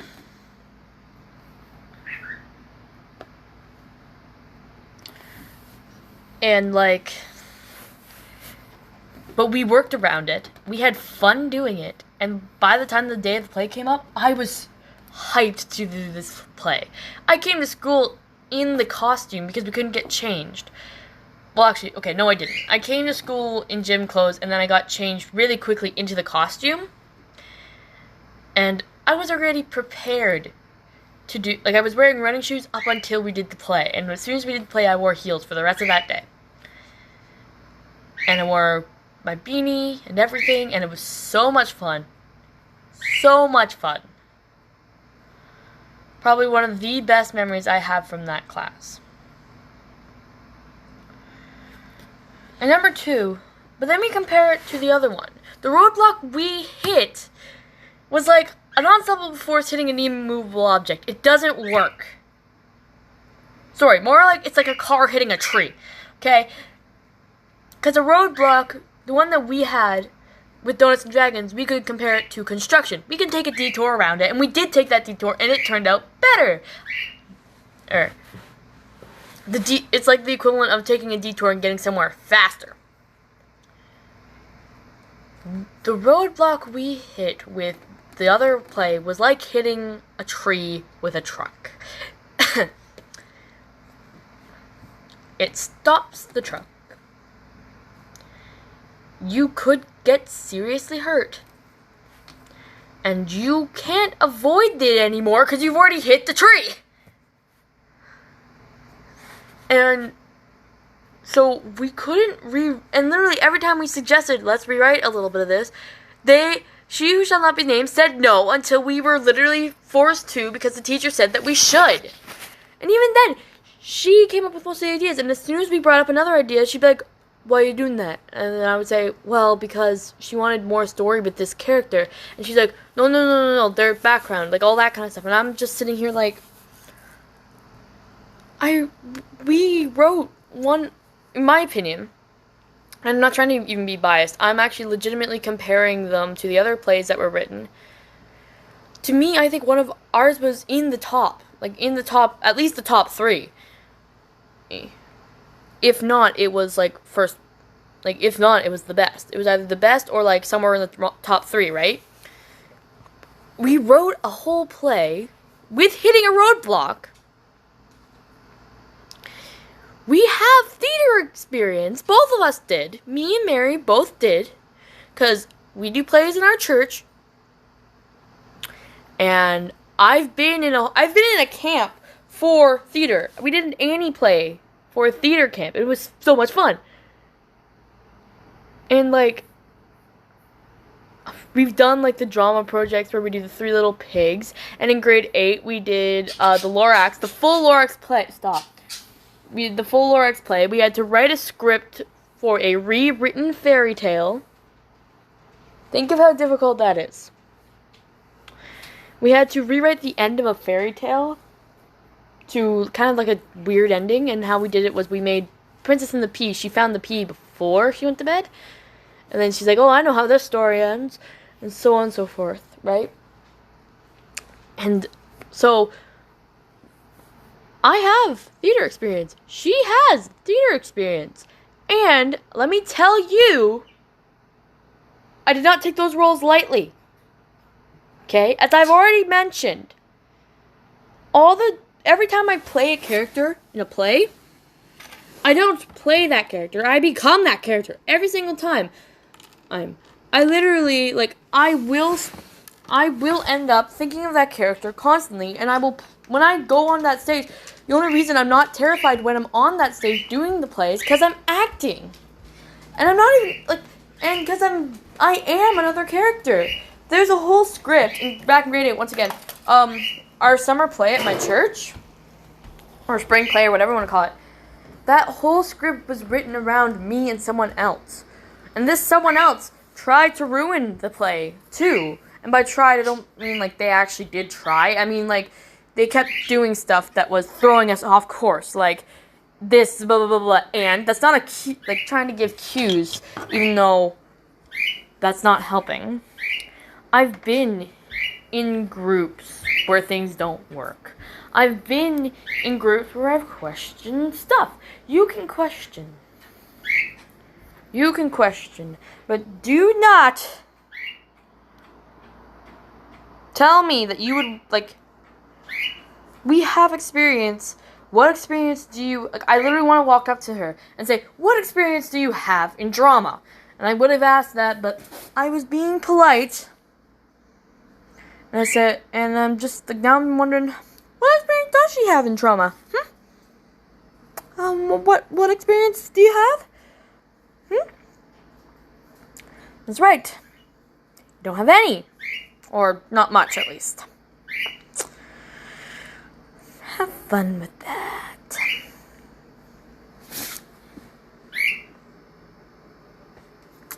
Like, literally, we had our drama exam. Here's the... I was looking for it, by the way. I literally wrote it around acting and being a director. And I kinda... It wasn't even obvious. I really directed it almost at She Who Shall Not Be Named and a group from that stupid play and everything. This is exactly what it was. Badendizwin, I think it was. I think that's the word. Or that's something completely different. And it's an Ojibwe word, just so you know. Because our exam was supposed to be a monologue on the 7 grandfather teachings, and I'm like, hey, I know a little bit of Ojibwe, let's build it into it, right? Just for fun. This is what happened. Humility. The ability to live humbly, knowing that you are a part of the world for a reason, but not living it selfishly. Mayanganak are great representations of this trait. Mayanganak work in packs.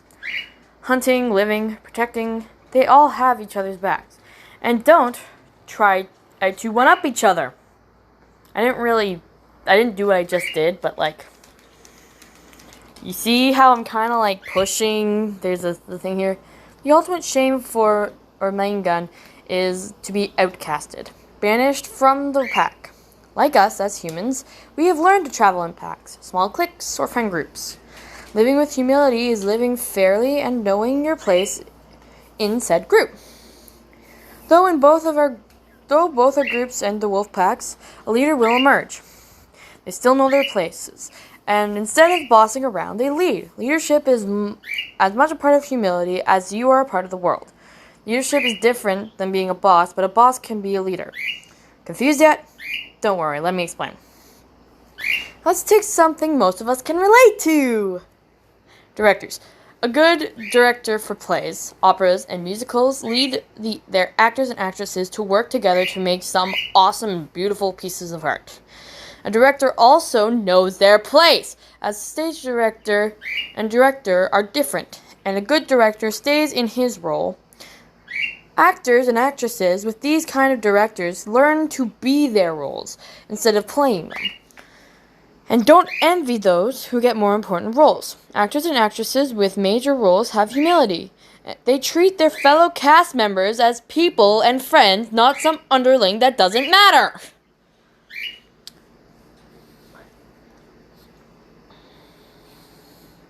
The cast, stage crew, and directors are a pack, and they know their places, and know not to mistreat each other, and they know they're important. As an actress, I have seen directors and castmates both ways. I've been the person in the background feeling left out because I'm not a main role. I've also been, however, the main role making sure everyone is okay before myself, multiple times.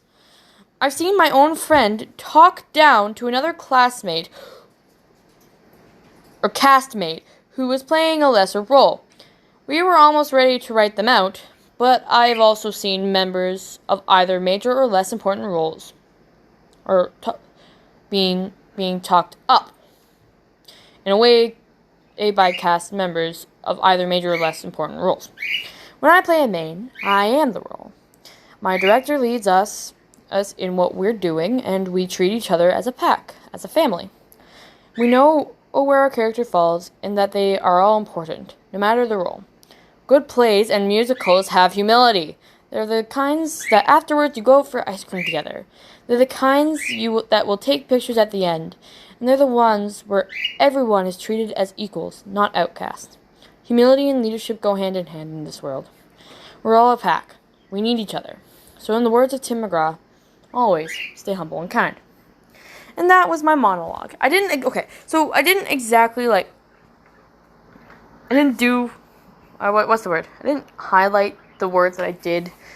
I didn't verbally highlight the words I did just now. But I'm trying to point out to you guys, those are the lines that were supposed to kind of click with She Who Shall Not Be Named, and she proceeded to comment on it, saying, I found it really good, and then almost said but. I could see her wanting to say but and start complaining about it. But she didn't. I think she knew exactly who I was talking about.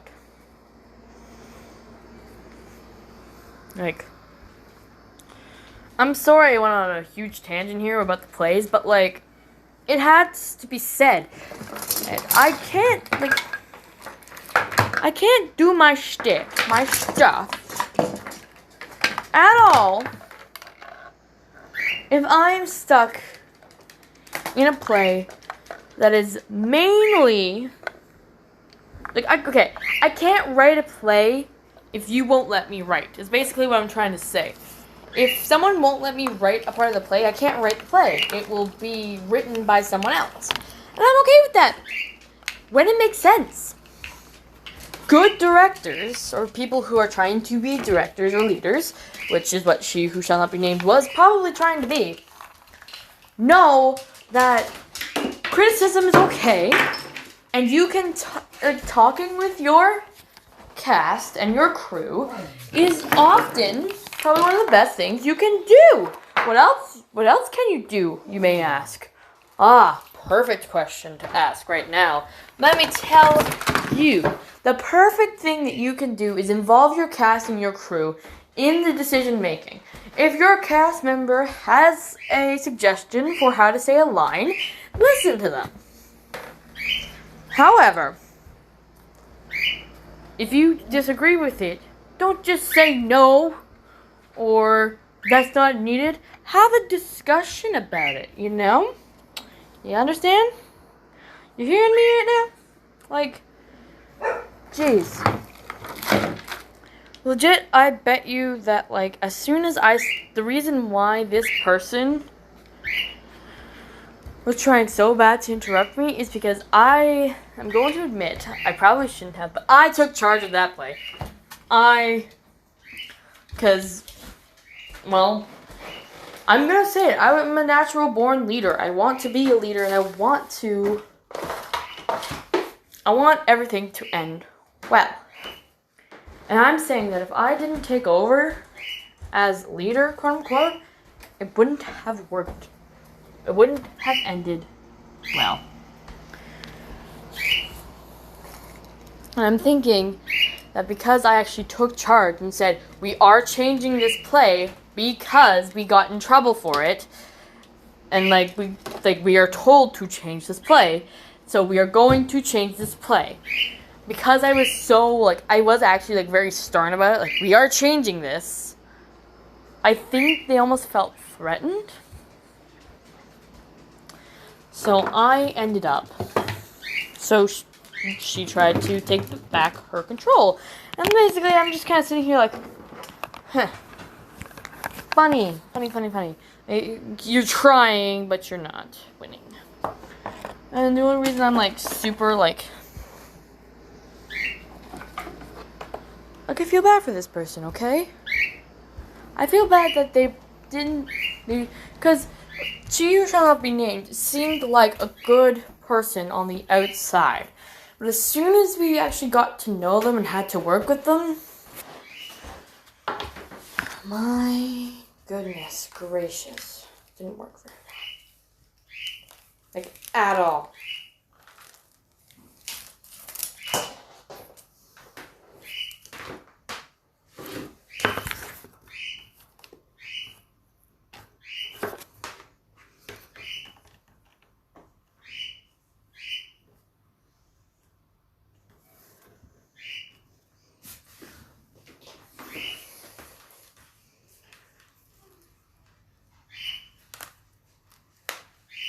I'm sorry I went on that tangent, but it had to be said.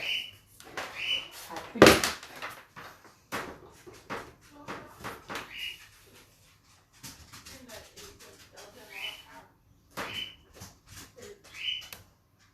Completely broken? Hello, Johnny. Hello.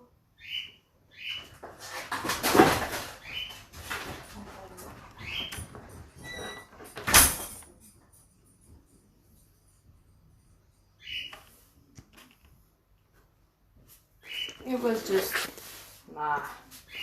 No.